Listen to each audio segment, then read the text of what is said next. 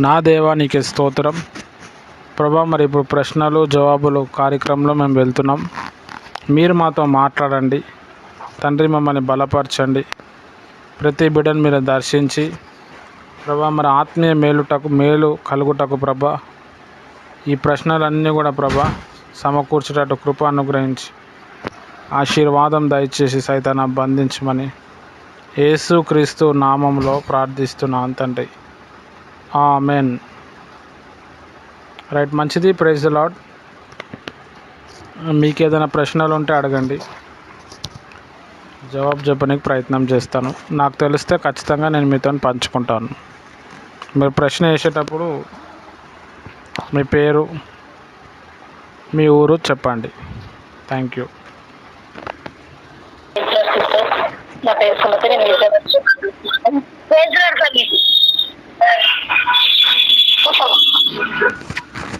నా ప్రశ్న ఏంటి అంటే, సంఖ్యాకాండం 12వ అధ్యాయంలో ఉంటది.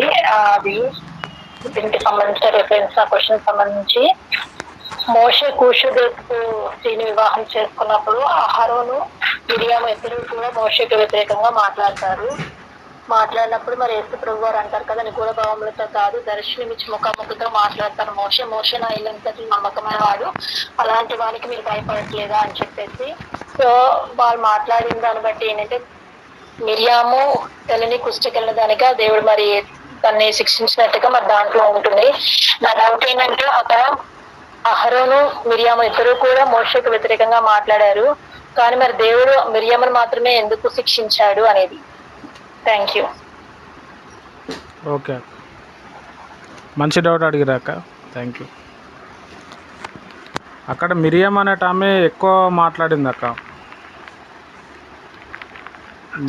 Hello, sorry. ఓకే అక్క, అక్కడ మిరియం అనేట ఆమె ఎక్కువ మాట్లాడింది. అది దేవుని ఒక చిత్తం. అది మిరియంకే ప్రాబ్లం ఇస్తాడు. ఆమెకి కుష్ఠరోగం వస్తుంది. తర్వాత మోషే దగ్గరికి వెళ్తే ప్రేయర్ చేస్తే తగ్గిపోతుంది. అహరోన్ని పెద్దగా అనడు. మిరియాము ఆ పాయింట్ని రేజ్ చేసినందుకు అహరోన్ కూడా దాన్ని ఏకీభవిస్తాడు. అట్లా అని చెప్పి అహరోన్కి భయం ఉండాలి అని చెప్పి దేవుడు ఏం చేసిండంటే ఓన్లీ మిరియంనే జస్ట్ టచ్ చేసిండు అనమాట. అందునిమిత్తము అహరోన్కి అంత ఇబ్బంది పెట్టలేడు. అహరోను ప్రాబ్లం కాదు, అది మిరియం చెప్పినందుకు దాన్ని ఏకీభవించాడు. ఆ ఏకీభవించబడటం బట్టి దేవుడు ఓన్లీ మిరియమ్మకే ఇబ్బంది ఇచ్చిండు అనమాట. అందుకే ఈ ప్రాబ్లం వచ్చింది. యాక్చువల్గా అయితే మరి మోషే భక్తుడు మ్యారేజ్ చేసుకున్నాడు. వీళ్ళైతే దానికి కామెంట్ చేశారు. కోపం వచ్చింది దేవునికి. నా సేవకుడు నేను ఏమైనా చేసుకుంటా, మీరెవరు చెప్పటానికి అని చెప్పి దేవునికి కోపం వచ్చి దేవుడు ఈమెకే ఇబ్బంది పెడతాడు. సకల ప్రజలందరూ కూడా తెలుసుకోవాలి, వీరందరూ దేవునికి భయపడాలని. అహరోను దేవునికి భయపడుతూ వచ్చిండు, కానీ మిరియం అనేట ఆమె భయపడలేదు. ఆమె కొంచెం గట్టిగా మాట్లాడింది. ఆమెకి మోషే స్థాయి ఏందో తెలియటానికి దేవుడు ఆమెకి ఇబ్బంది పెట్టాడు. అందుకే ఆమెకి ప్రాబ్లం వచ్చింది. కొంచెం కామన్ సెన్స్ ఉపయోగిస్తే చెప్పేచ్చు ఆన్సర్. Okay, thank you. ఎవరికైనా డౌట్లు ఉంటే అడగండి.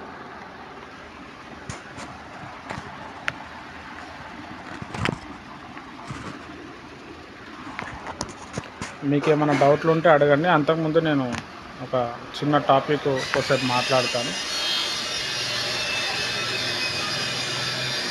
అదేంటంటే, రేపటి దినంన మనం మారు మనసు సెషన్లో మనం వెళ్తున్నాము. మన పాపాల కోసం మనం భారం కలిగి ప్రార్థన చేద్దాం. అసలు ఎందుకు చేయాలి, ఎట్లా చేయాలో కూడా అది కూడా చెప్పాను నేను. మనం దేవుని దగ్గర క్షమాపణ అడగటం అనేది ఒక గ్రేటెస్ట్ థింగ్ అన్నమాట, గొప్ప విషయం అది. దావీదు భక్తుడు దేవునికి బాగా నచ్చినట్టు ఎందుకు ఉన్నాడు అంటే, ఆయన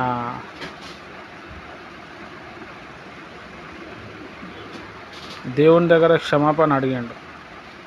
దానియేలు భక్తుడు కూడా క్షమాపణ అడిగాడు. మనం యేసు రక్తంతో కడగబడ్డాము, పరిశుద్ధులము. కానీ మనం క్షమాపణ అడగటం, మన పాపం నిమిత్తం మనం ప్రాయశ్చిత్త పడటం చాలా ప్రాముఖ్యమైన విషయం. కాబట్టి రేపటి దినంన మీరు ఎవరైతే ఉన్నారో మీరు ఒక అర్ధగంట సేపు లేదంటే ఒక గంట సేపు ప్రార్థన చేయండి. అడగండి దేవుణ్ణి, ప్రభా నా పాపాలు క్షమించు, నన్ను పరిశుద్ధపరచు. చిన్నప్పుడు నేను అబద్ధం ఆడినా, లేకపోతే నేను కొట్టినా, తిట్టినా, ఎక్కిరించిన, నేను పలానా వ్యక్తి గురించి మాట్లాడినా. ఇప్పుడు సుమతక్క గారు చెప్పినట్టు మనం అనేకసార్లు దైవజనులను దూషిస్తాం, దైవజనులను తిడతాం. దైవజనులు తప్పులు చేసినా కానీ మనం మాట్లాడే హక్కు లేదనమాట. దేవుడు చెప్పేది ఏంటంటే, వాళ్ళు దైవజనులు, నా మనుషులు, నేను ఏమైనా చేసుకుంటాను, నువ్వెందుకు చెప్తున్నావు అంటాడు.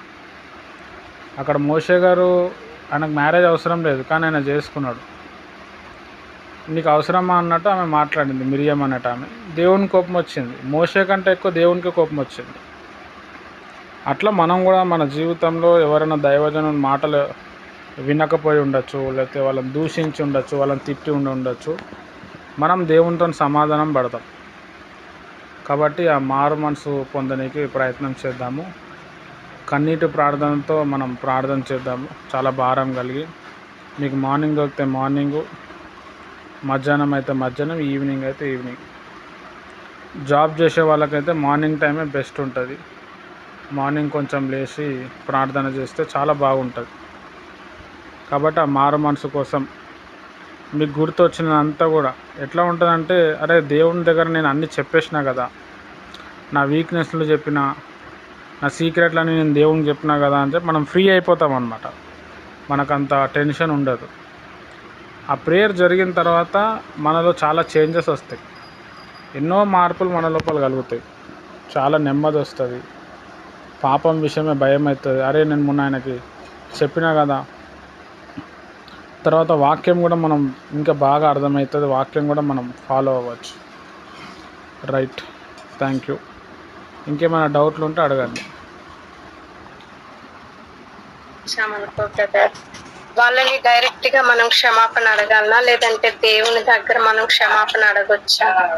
ఒకవేళ మనం ఎవరి మీద అయినా కోపం పెట్టుకున్నప్పుడు, అలాంటప్పుడు కూడా మనం వాళ్ళని క్షమాపణ అడిగి వస్తేనే దేవుడు క్షమిస్తాడా, లేదంటే మనం దేవుని సన్నిధిలో ఒప్పుకుని క్షమాపణ పొందుకోవచ్చా? రెండు చేయొచ్చాక, దేవుని దగ్గర అయితే మనం అడగాలి, ప్రేయర్ చేయాలి. తర్వాత మన మనసు ఇంకో ఒప్పకపోతే వాళ్ళ దగ్గర పోతే మంచిగా ఉంటుంది. వాళ్ళు వినలేదు, మనని నామూషిగా చూస్తారు, ఎందుకు చెప్పాలా, ఎందుకు క్షమాపణ అడుగుతున్నావు అనేవాళ్ళు కూడా ఉంటారు. అలాంటి వ్యక్తి దగ్గరికి వెళ్ళి మనం డిస్టర్బ్ అవ్వటం కంటే దేవునికి చెప్పటమే బెస్ట్. లేదు నేను ఆయనకు కూడా చెప్పుకుంటా, వాళ్ళకు కూడా చెప్పుకుంటా అంటే వాళ్ళ దగ్గర కూడా చెప్తే బాగుంటుంది. కొంతమంది దీన్ని పాజిటివ్గా తీసుకుంటారు, కొంతమంది దీన్ని నెగిటివ్గా తీసుకుంటారు. పాజిటివ్ తీసుకున్న వ్యక్తి దగ్గర పోయి మనం క్షమాపణ అడిగితే వాళ్ళు చాలా క్లోజ్ అయిపోతారు మనకి. నెగిటివ్ తీసుకునేటోళ్ళు కొంతమంది ఉంటారు రేర్గా, వాళ్ళ దగ్గర పోతే వాళ్ళ ముందర మనం అలుసు అయిపోతాం. కాబట్టి మీరైతే ఫస్ట్ ప్రార్థన చేయండి, దేవునికైతే చెప్పండి. అప్పుడు దేవుడు మనకి ఆలోచన ఇస్తాడు. నువ్వు ఆయన దగ్గరకు వెళ్ళొద్దు, అవసరం లేదు అని అంటే best.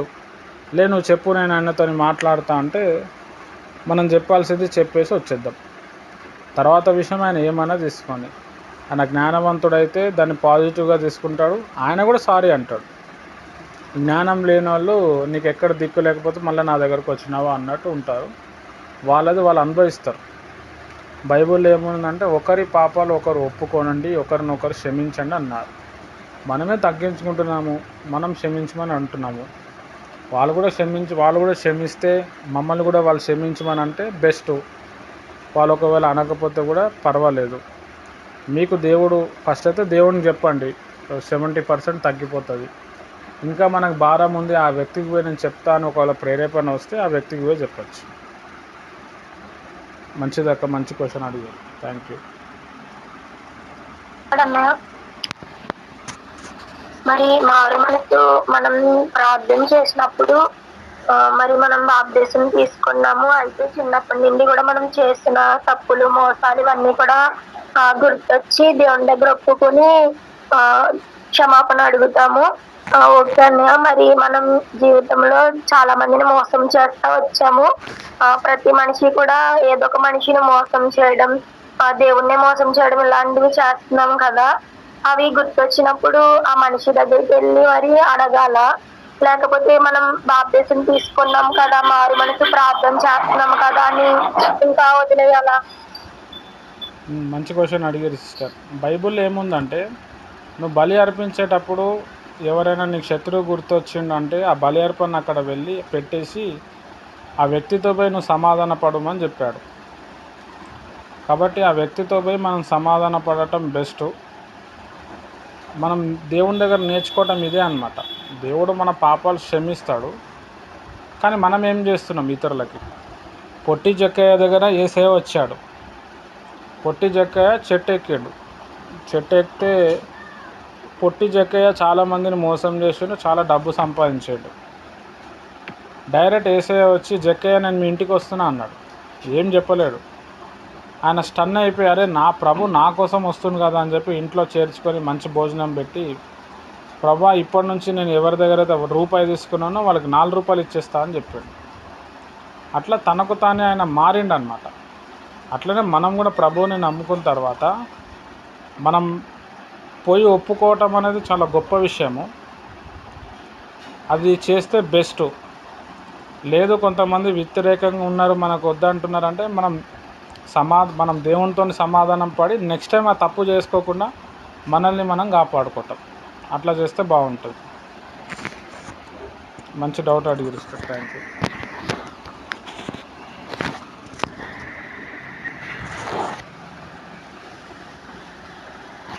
Sister. One more doubt. అయితే మన సహోదరులతో మనకి విరోధం ఉందనుకోండి, మనం ప్రభు భోజనంలో చేయి వేయకూడదా కదా? అలా చేయి వేస్తే దేవుని శాపం ఏమైనా వస్తుందా?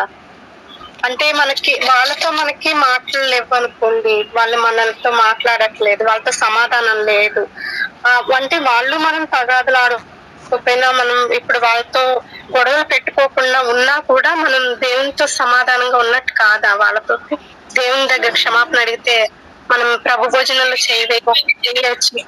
వేయచ్చక్క. అంటే బైబుల్ ఏమని చెప్పిందంటే దుష్టునితో దూరం ఉండమని చెప్పాడు. దుష్టునితో దూరం ఉండమని చెప్పాడు. నువ్వు కరెక్ట్ మాకు 4 మినిట్లో పెట్టు.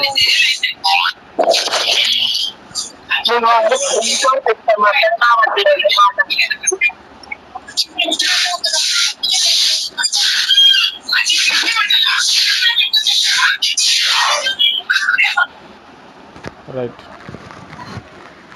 ఇప్పుడు మనకి సహోదరుడు ఉన్నాడు, ఆయనతో మనం ఇబ్బంది పడ్డాము.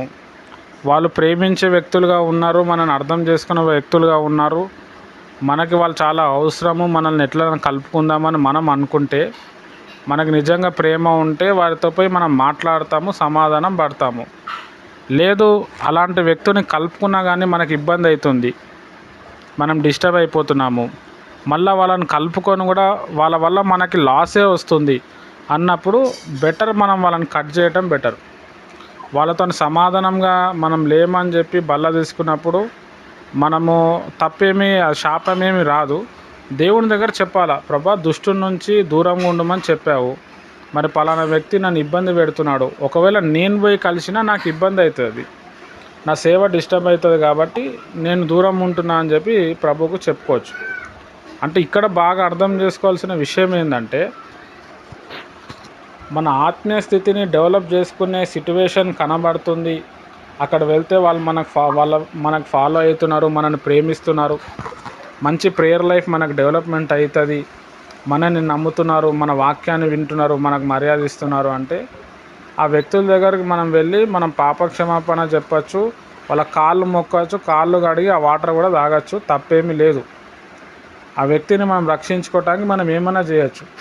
కానీ ఆ వ్యక్తి దగ్గర మనం వెళ్ళినప్పుడు ఇంకా పగ కక్ష పెరిగిపోతుంది, మళ్ళా మనకి గుండెలో వాళ్ళు గుణపాలు గుచ్చుతున్నారు అంటే బెటర్ వాళ్ళని వదిలేయటం బెస్ట్. ఎందుకంటే మనం అందరినీ క్యారీ చేసుకొని మనం పోలేం. వాక్యం ఉంది, క్షమించమన్నాడు, కాబట్టి మనకి వాళ్ళ మీద ఏం కోపం లేదు. కానీ మనం అక్కడికి వెళ్తే మనకి ఇబ్బంది అవుతుంది అని చెప్పి మనం వదిలేసినాం. అదే విషయం దేవునికి చెప్పి దేవుని దగ్గర సమాధాన పడి ప్రభు బలలో మనం పాల్గొంటే సరిపోతుంది. ఎందుకంటే దేవునికి కూడా తెలుసు మనం ఏం ప్రాబ్లం ఫేస్ చేస్తున్నామో అని చెప్పి. ఇప్పుడు యాకోబు ఉన్నాడు, ఏసావు ఉన్నాడు. ఏసావు యాకోబుని మోసం చేశాడు. యాకోబు ఏసావుని మోసం చేశాడు. మా అన్న ఎట్లయినా అవసరమో అని చెప్పి ఆయన దగ్గరికి వెళ్ళిండు. వెళ్ళినప్పుడు ఏసావు కూడా అతన్ని మంచిగా చేర్చుకొని, నాకు ఇవన్నీ ఏం అవసరం లేదు, నువ్వు ఒక్కడిని నాతో మంచిగా ఉంటే చాలు అని చెప్పాడు. దానివల్ల వాళ్ళ బంధం అనేది ఏర్పడింది. కొంతమంది ఎట్లుంటారంటే మనల్ని చంపనీకే చూస్తారు. అలాంటి వ్యక్తుల దగ్గర మనం సమాధాన పడలేము. దేవుడే అలాంటి వ్యక్తుల్ని కొంతమందిని వదిలేయమని చెప్తాడు. మనకు కూడా కొన్ని విషయాల్లో దేవుడు తలంపుల ద్వారా, ఆలోచన ద్వారా మాట్లాడి, ఈ వ్యక్తితో నువ్వు ఉంటే నీకు డిస్టర్బెన్స్ వస్తుంది, నీకు ఇబ్బంది వస్తుంది అని చెప్పి దేవుడే కట్ చేసేస్తాడు. అది మనం గుర్తుపట్టాల. దేవుని చిత్తం లేదు వీళ్ళతోని మాట్లాడడము. మనము అట్లాంటి వ్యక్తులతో మనం ఉంటే కూడా మన విలువ తెలియదు అన్నమాట. వారి కోసం అయితే ఖచ్చితంగా మనం ప్రార్థన చేయాలి. వారి మూర్ఖత్వం కోసం, వారి కోసం. ప్రభా నీ చిత్తం అయితే వాళ్ళని మార్చు, నీ చిత్తం అయితే వాళ్ళని నా దగ్గర తీసుకురా. ఒకవేళ మేమిద్దరం సమాధానం పడితే మళ్ళీ నీ కోసం జీవిస్తాము అని చెప్పి దేవునికి మనం చెప్పచ్చు. రైట్, ఓకే అక్క, మంచి డౌట్ అడిగారు, థ్యాంక్ యూ. అనుసరిస్తారు, అడగండి, కొంచెం గట్టిగా చెప్పండి.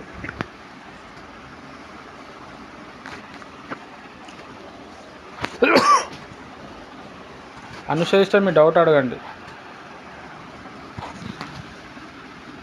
అదే అని మనం ఏదైనా మిస్టేక్స్ చేసి గమ్ములు ఎవరినైనా తిడతా ఉంటాం కదని, వాక్యం ధ్యానిస్తా రక్షణ కూడా తీసుకుని కూడా దేవుడు వాక్యం చేస్తే గమ్ముల కోపంలో అనేసి తండ్రి క్షమించని మళ్ళీ దేవుడి దగ్గర తప్పును ఒప్పుకున్నప్పుడు దేవుడిది ఇంకా గుర్తు చేసుకోరా, లేకపోతే బైబిల్లో కూడా ఉంది కదండి, నువ్వు నోటితో ఏం మాటలు మాట్లాడుతున్నావో అవన్నీ కూడా లెక్క చెప్పవలసిన వారిగా ఉన్నారని. మరి ఎంతవరకు దేవుడు అది వదిలిపెట్టేస్తారో, లేకపోతే అది మళ్ళీ అడుగుతారా అని తీర్పుదేనండి. మంచి ప్రశ్న వేసారు సిస్టర్, థ్యాంక్ యూ. చెప్తానండి. కొన్ని బోధలు ఎట్లున్నాయంటే, మనం ఎన్ని పాపాలు చేసినా ప్రభు క్షమిస్తాడు, ప్రభు ఒప్పుకున్నాడు, మనల్ని విడిచిపెట్టిండు అని చెప్తాడు. అది 50% కరెక్ట్ అనమాట, 100% కరెక్ట్ కాదు. హెబ్రీయులకు రాసిన పత్రికలు ఏమని ఉంటుంది అంటే, దేవుడు ఒకరోజు అన్నీ కూడా అడుగుతాడు. తర్వాత ప్రసంగి గ్రంథంలో కూడా దేవుడు ఒకరోజు అన్నీ కూడా తీర్పులో తీసుకొస్తాడు అని అంటాడు. అంటే ఇక్కడ మనం అర్థం చేసుకోవాల్సిన అతి ప్రాముఖ్యమైన విషయం ఏంటంటే, మనం ఒక మిస్టేక్ చేసినప్పుడు ఆ మిస్టేక్కి మనమే బాధ్యులమైనప్పుడు మనం ఆ మిస్టేక్ని సరి చేసుకోవటం బెస్ట్. ఫస్ట్ ఆఫ్ ఆల్ దేవుని దగ్గర సరి చేసుకోవాలా, తర్వాత ఆ వ్యక్తి దగ్గర కూడా మనం సరి చేసుకోవాలా. దేవుడు క్షమిస్తాడు. తర్వాత ఆ తీర్పు దినం వచ్చినప్పుడు దేవుడు చూస్తాడు, సరే ఈమె ఆ మిస్టేక్ చేసింది, ఆ మిస్టేక్కి ఈమె ఒప్పుకుందా ఒప్పుకోలేదా. ఒప్పుకున్నది అని అంటే మనకి శిక్ష అనేది కొంచెం తగ్గిపోతుంది అనమాట. దేవుడు చూసుకుంటాడులే, నేను ఎన్ని పాపాలు చేసినా, నేను మర్డర్ చేసేసిన, ప్రభా నన్ను క్షమించు అని అంటే అది వర్కౌట్ కాదనమాట. కాబట్టి మన మైండ్, కామన్ సెన్స్ కూడా మనం ఉపయోగించి, మనం తెలుసో తెలియకో మిస్టేక్ చేస్తాము. ఆ మిస్టేక్ చేసినప్పుడు ఒకవేళ మిస్టేక్ అయిపోతే పోయి నన్ను క్షమించండి అని చెప్పి వాళ్ళ కాళ్ళన్నా పట్టుకోవచ్చు, వాళ్ళకి సారీ చెప్పచ్చు. వాళ్ళు వినకపోని తర్వాత దేవుని దగ్గర కూడా, ప్రభా తెలుసో తెలియకో నేను ఈ మాట అన్నాను, మరి ఇట్లా ఇబ్బంది అయిపోయిందని మన దగ్గర నుంచి మనం క్లియర్ చేసుకోవాలి. అవతల వ్యక్తి అది గ్రహించి ఉంటే మళ్ళీ మనతో కనెక్ట్ అవుతారు. అవతల వ్యక్తి అది గ్రహించకపోతే కట్ అయిపోతారు. తీర్పు దినం వచ్చినప్పుడు మనం వారికి సారీ చెప్పినామా లేమా అని చెప్పి దేవుడు చూసుకొని దాన్ని బట్టి ఏం చేస్తారంటే మనకు తీర్పు తీరుస్తాడు. కాబట్టి ఇక్కడ మనం అర్థం చేసుకోవాల్సిన చాలా ప్రాముఖ్యమైన విషయం ఏంటంటే, మనం తప్పు చేస్తే తప్పును ఒప్పుకోవడం, దేవుని దగ్గర ఒప్పుకోవాలా, ఆ పలానా వ్యక్తి దగ్గర కూడా ఒప్పుకుంటే బెస్ట్. మన అంతరాత్మ ఫ్రీ అయిపోతుంది అనమాట. మనకంత టెన్షన్ ఉండాలి, నేను చెప్పినా కదా నీకు సారీ అని చెప్పి.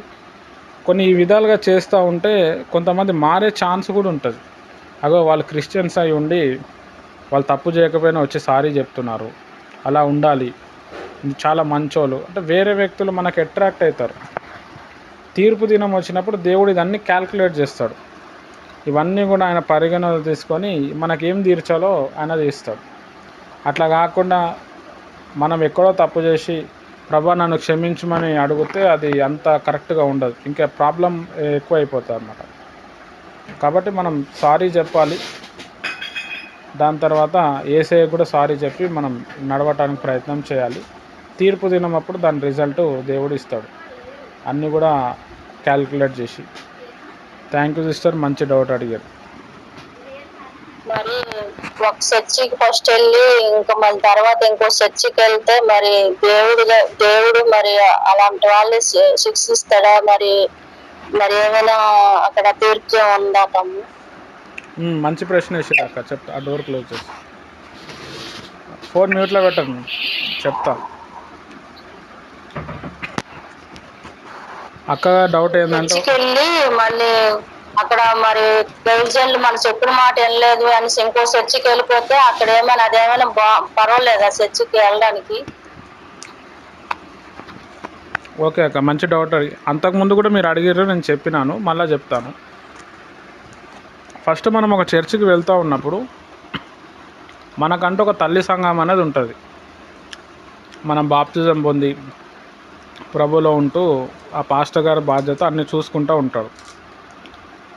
లేదు ఆ పాస్టర్ గారు చూస్తలేరు, పట్టించుకుంటలేరు అన్నప్పుడు దేవుడు ఏం చేస్తాడంటే మనకు ఇంకో సంఘానికి పంపిస్తాడు. ఆ సంఘాన్ని పంపించినప్పుడు ఆ సంఘంలో అయినా మనం నమ్మకంగా ఉండాలి. ఇప్పుడు మనం ఒక చర్చికి పోయినప్పుడు అక్కడ పాస్టర్ గారు తప్పు చేస్తూ ఉంటాడు, పాపం చేస్తూ ఉంటాడు. అది మనకు నచ్చి మనం అందులో ఉంటే కూడా అది వేస్ట్ అయిపోతుంది అనమాట. అంటే పాస్టర్ గారి మీద ఉన్న శాపం మనకు కూడా అంటుకుంటుంది. వారిని వదిలేసి వెళ్ళిపోవచ్చు. ఇది ఒక స్టైల్ అన్నమాట. అట్లా కాకుండా తల్లి సంఘాన్ని వదిలేసి మనం వేరే సంఘానికి పోతే మనకి ఇబ్బంది అయిపోతుంది అన్నమాట. ఇప్పుడు మన తల్లిని వదిలేసి ఇంకొక దగ్గర పోతే మనకి ఎలాంటి ప్రాబ్లమ్స్ వస్తాయో సేమ్ అలాంటి ప్రాబ్లమ్సే మనము ఒక సంఘానికి వెళ్తున్నప్పుడు ఆ సంఘాన్ని వదిలేసి ఇంకో సంఘానికి వెళ్తే ఇబ్బంది అవుతుంది. అయితే మనం ఒక సంఘాన్ని వదలటానికి మెయిన్ కారణం ఏంటంటే ఆ సంఘంలో ప్రేమ లేదు, ఆదరణ లేదు. ఒక తల్లి ఎలా అయితే ఆదరించాలో అది లేదన్నప్పుడు మనం దేవుణ్ణి అడగాల, ప్రభా మరి నా తల్లి సంఘం నన్ను ఇబ్బంది పెడతా ఉంది, నన్ను టార్గెట్ చేస్తూ ఉంది, ప్రతి దాంట్లో నన్ను ఇరికిస్తూ ఉన్నారు, మరి నువ్వు నాకు దారి చూపియనంటే దేవుడు ఏం చేస్తాడంటే చూసి మనకి ఇంకో సంఘమో లేకపోతే ఇంకో దైవజనుడు పంపిస్తాడు, లేకపోతే తీసుకుపోతాడు. ఆ దైవజనుడినన్నా ఆ సంఘంనైనా మనం ఫాలో అవ్వాలి. ఒక విశ్వాసి 4-5 చర్చిలు మారితే కానీ ఆత్మీయ స్థితి డెవలప్మెంట్ కాదు. చాలా ఇంపార్టెంట్. మంచి మంచి సేవకులు కావచ్చు, విశ్వాసులు కావచ్చు, వాళ్ళ ఆత్మీయంగా ఎదగటానికి 4-5 చర్చిలు తిరుగుతారనమాట. అయితే ఇప్పుడు అక్కగారు డౌట్ ఏంది అని అంటే ఆ సంఘాన్ని వదిలేసి ఈ సంఘంలో వెళ్తే ఏమైనా ప్రాబ్లమా అంటే ఏమీ ప్రాబ్లం కాదు. ఆ సంఘ కాపరికి మనం చెప్పాలి, మీ పద్ధతి ఇలా ఉంది సార్, ఇది మాకు నచ్చలేదు, మేము వేరే సంఘానికి వెళ్ళిపోతాము అని చెప్పి మనం వెళ్ళాలి. అయితే వెళ్తున్న సంఘంలోనే మనం నమ్మకంగా ఉండాలి. మనం ఒక సంఘానికి ఎందుకు వెళ్ళాలి అని అంటే దేవుడు ఏం చేసినాడంటే పరలోక రాజ్యం పోవాలి అంటే సంఘమే దేవుని రాజ్యం అన్నమాట. ఫస్ట్ సంఘంలో అకౌంట్ ఓపెన్ చేయాలి. ఏదో ఒక సంఘం అంటే పెద్ద చర్చు స్టేజ్ ఇదే కాదు. ఒక ఇంట్లో 2-3 ఉన్నారు అంటే అదే దేవుని సంఘం. మనకు తెలిసిన వాళ్ళు ఉన్నారు, వాళ్ళతో మనం కూర్చొని ప్రార్థన చేస్తున్నాము. అక్కడున్న కాపరి కావచ్చు, లేకపోతే అక్కడున్న విశ్వాసులు కావచ్చు, అక్కడున్న సంఘ పెద్ద కావచ్చు, మనల్ని ఆదరిస్తున్నారు, మనం దేవునిలో పెంచుతున్నారు, మనకెంతో నెమ్మది కలుగుతుందంటే ఆ సంఘం కన్నా మనం ఫాలో అవ్వడానికి ప్రయత్నం చేయాలి, మన ఆత్మీయ స్థితిని డెవలప్ చేసుకోవడానికి. అట్లా కాకుండా ఈ సంఘంలో కొన్ని రోజులు ఆ సంఘం నుండి 2 సంఘాల్లో వెళ్ళి కూడా మన ఆత్మీయ స్థితిని డెవలప్ చేసుకోకపోతే మనం భ్రష్టులు అయిపోతాం. తర్వాత మనం ఒక సంఘానికి వెళ్తూ ఉన్నప్పుడు మన ఆత్మీయ స్థితి ఎంత డెవలప్మెంట్ అవుతుంది, ఆయన చెప్పిన వాక్య ప్రకారం అస్సలు ఆయన జీవిస్తున్నాడా లేదా, మన పట్ల ఎలా ఉన్నాడు, ఎంతవరకు నడుస్తూ ఉంది, మనకి ఏమొస్తుంది, ఆయన సంఘ కాపరిగా ఆయన బాధ్యతలు ఆయన నిర్వహిస్తున్నాడా, ఇది కూడా మనం చూసుకోవాలి. నిర్వర్తిస్తలేరు అనుకుంటే మనం వేరే సంఘానికి వెళ్ళిపోవటం బెస్ట్. మనం ఒక సంఘానికి ఎందుకు వెళ్తాము? మన బంధువులు, మన చుట్టాలు అందరూ మనల్ని వదిలేస్తారు, స్నేహితులు మనల్ని వదిలేస్తారు. అప్పుడు మనం ఒక సంఘానికి వెళ్తాం, ఒక చర్చికి వెళ్తాం. అక్కడ కాపరి గారు ఏం చేయాలి అని అంటే, వచ్చిన గొర్రెల్ని పట్టుకొని వారిని పరామర్శించాలి, వారికి మంచి చెడ్డ చూడాలి. కొంతమంది ఏమో చూడరు, నాకు సంబంధం లేదన్నట్టు ఉంటారు. అప్పుడు ఏం చేయాలి? దేవుణ్ణి అడగాల, ప్రభా నాకు ఒక మంచి చర్చి ప్రభా, మంచి పాస్టర్ ఈ ప్రభా అని చెప్పి. అప్పుడు దేవుడు ఇచ్చినప్పుడు ఆ సంఘం కన్నా మనం వెళ్ళి మనం నిలబడిపోవచ్చు. శాపం కావచ్చు, పాపం కావచ్చు, ఏమీ రాదు. సంఘ కాపరే పాపం చేస్తూ ఉంటే మనం ఆయన దగ్గర ఉంటే కూడా వేస్ట్ అయిపోతుంది. కాబట్టి మనం దేవుణ్ణి అడగాల, ప్రభా నాకు మంచి సంఘం, ఈ మంచి పాస్టర్, నన్ను ఆదరించే పాస్టరు, నాకు అన్ని విధాలుగా సెట్ చేసే పాస్టరు, సెట్ చేసే సంఘానికి నువ్వు పంపించమని అడగాలి. దేవుడు పంపిస్తాడు. తర్వాత మనం ఏం చేయాలంటే ఆ సంఘంలో ఉండి మనం డెవలప్మెంట్ అవ్వాలి. ఆ సంఘంలో కూడా మనం డెవలప్మెంట్ కాకపోతే మనకు మళ్ళీ ప్రాబ్లమ్స్ స్టార్ట్ అవుతాయి అన్నమాట. ఇది అక్క మంచి క్వశ్చన్ అడిగారు. Thank you. మరి మీకు ఎంతవరకు అర్థమైందో తెలియదు. ఇప్పుడు దేవుడికి ఇచ్చే కానుక కావచ్చు, దశమ భాగం కావచ్చు అని యూతులు శోధిస్తారు కదా. అప్పుడు దేవుడు కైసారికి దేవునికి ఇచ్చేయమని. ఇంకేలా దశమ భాగాలు కొంతమంది తెలిసి కూడా తీయరు, కొంతమంది అంటే భర్త మారక, కుటుంబ సభ్యులు సరిగ్గా మారు మనసు, ఒక వ్యక్తి మారి రక్షణ తీసుకున్నప్పుడు ఆ యొక్క దేవునికి ఇచ్చేది చెల్లించలేకపోయినప్పుడు దోషం వస్తుంది అన్నయ్య, రాదా అన్నయ్య? మంచి ప్రశ్న అంటే తెలుసుకున్న వాళ్ళు ఇవ్వకపోతే ఎటువంటిది వస్తుంది, ఒకవేళ పరిస్థితులు అనుకూలపరచక ఇవ్వకపోతే ఎటువంటి శాపం వస్తుందండి? రైట్, మంచి ప్రశ్న వేసారు, నేను చెప్తాను. మెయిన్ దశమ భాగం అంటే ఏంటి అంటే, ఇప్పుడు మనకి ఒక కేజీ విత్తనాలు మన దగ్గర ఉన్నాయి. ఆ విత్తనాలు తింటే మనకి ఒక పూట ఆకలి తీరుతుంది అంతే. అదే విత్తనాలు మనం పొలంలో వేస్తే 100 బ్యాగుల సంచులు వస్తాయి, రైసో లేకపోతే పప్పో ఏదో. 10 సంవత్సరాలు మన ఆకలి తీరుతుంది. అట్లా దశమ భాగము అది పాత నిబంధనలో లెక్క. కొత్త నిబంధనలో నువ్వు దశమ భాగం అనే 10% ఏం లేదు, నువ్వు ఎంతైనా ఇవ్వచ్చు. నువ్వు ఎంత ఇస్తే అంత జరుగుతుంది నీకు. నువ్వు ఇవ్వలేదంటే కూడా దేవుడు ఆశీర్వదిస్తాడు. చాలామంది ఏం చెప్తారు అంటే, దశమ భాగం ఇవ్వకపోతే మీకు శాపం వస్తుంది, మీరు ఇస్తలేరు, మీరు దశమ భాగం ఇస్తలేరు అందుకే మీకు ఇట్లా అవుతుంది అంటారు. అట్లేం ఉండదు. దశమ భాగం ఇచ్చేటోళ్ళకి కూడా ప్రాబ్లం వస్తుంది. అక్కడ సమస్య దశమ భాగం కాదు, మనం దేవునికి సమయం ఇవ్వాలి. దశమ భాగం అనేది అది సెకండ్ స్టేజ్, అది మనీ అనేది సెకండ్ స్టేజ్, టైం అనేది ఫస్ట్ స్టేజ్. టైంలో దశమ భాగం అంటే మినిమం ఒక 3 గంటలైనా మనం దేవునికి ఇవ్వాలి. 3 గంటలు నువ్వు దేవునికి టైం ఇవ్వకుండా నువ్వు 1,00,000 రూపాయలు కానుక ఇచ్చినా వర్కౌట్ కాదు. ఆడ నువ్వు కానుక దేనికి ఇస్తున్నావు? నాకు మంచి బిజినెస్ అవ్వాలి, నాకు మంచి ఆశీర్వాదం రావాలి, నా పిల్లలకు మంచి భవిష్యత్ రావాలని చెప్పి నువ్వు ఇస్తున్నావు. ఇచ్చి నువ్వు పాపంలో ఉంటున్నావు. మరి నీకు ఎక్కడి నుంచి వస్తుంది? ఒక విషయం ఏంటంటే, మనం కానుక ఇచ్చినందుకు నువ్వు 500 ఇస్తే 500 మళ్ళీ నీకు నెక్స్ట్ డేనో నీకు వారం రోజుల్లోనూ వచ్చేస్తుంది. దానికి రావాల్సింది దానికి వచ్చేస్తుంది. మనము దశమ భాగం అనేది కాకుండా స్వేచ్ఛ అర్పణలు కావచ్చు, కానుకలని కావచ్చు, ఇది మనం దేవునికి ఇస్తున్నాం.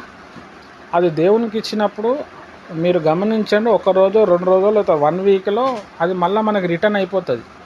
కానీ అది విషయం కాదు. ఇక్కడ విషయం ఏంటంటే మనం దేవునికి సమయం ఇవ్వాలి. దేవునికి సమయం ఇవ్వకుండా మనం ఎంత దశమ భాగం ఇచ్చినా వేస్ట్. కొంతమంది నాకు తెలిసిన వాళ్ళు ఉన్నారు, 50% తీస్తారు, వాళ్ళు 90% తీసేటోళ్ళు కూడా ఉన్నారు. మళ్ళీ వాళ్ళకి దేవుడు కూడా అట్లనే ఇస్తాడు. కొంతమంది దశమ భాగమే తీయరు, కానుకని ఇవ్వరు, వాళ్ళకి తిననీకే ఉండదు. అట్లా అని చెప్పి దేవుని ఒక శాపము లేకపోతే వాళ్ళ ప్రార్థన వినకపోవటం అట్లా ఏమీ ఉండదు.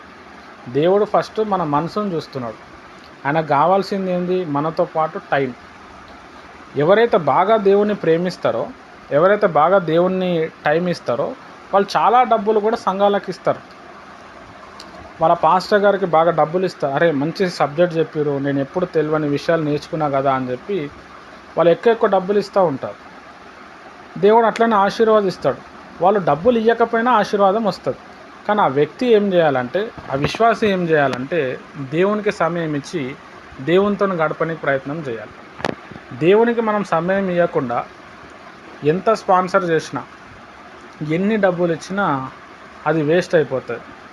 చాలామంది పాస్టర్లు చెప్తారు కదా, నువ్వు దశంభాగం ఇస్తే నా ఆశీర్వాదం అది 100% తప్పది, అది అబద్ధం. అది దశంభాగం ఇస్తే ఆశీర్వాదం వస్తుంది, కానీ దశంభాగం ఇస్తేనే ఆశీర్వాదం వస్తుంది కాదు.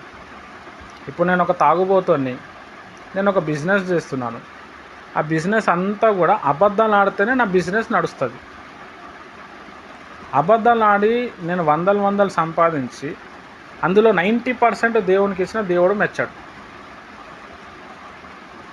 నేను అబద్ధం ఆడకుండా, నేను యోగ్యంగా ఉండి, నేను రోజు ప్రార్థన చేసుకొని నాకు ఎంత కలిగిందో అంత ఇస్తే కూడా నాకు ఆశీర్వాదం వస్తుంది.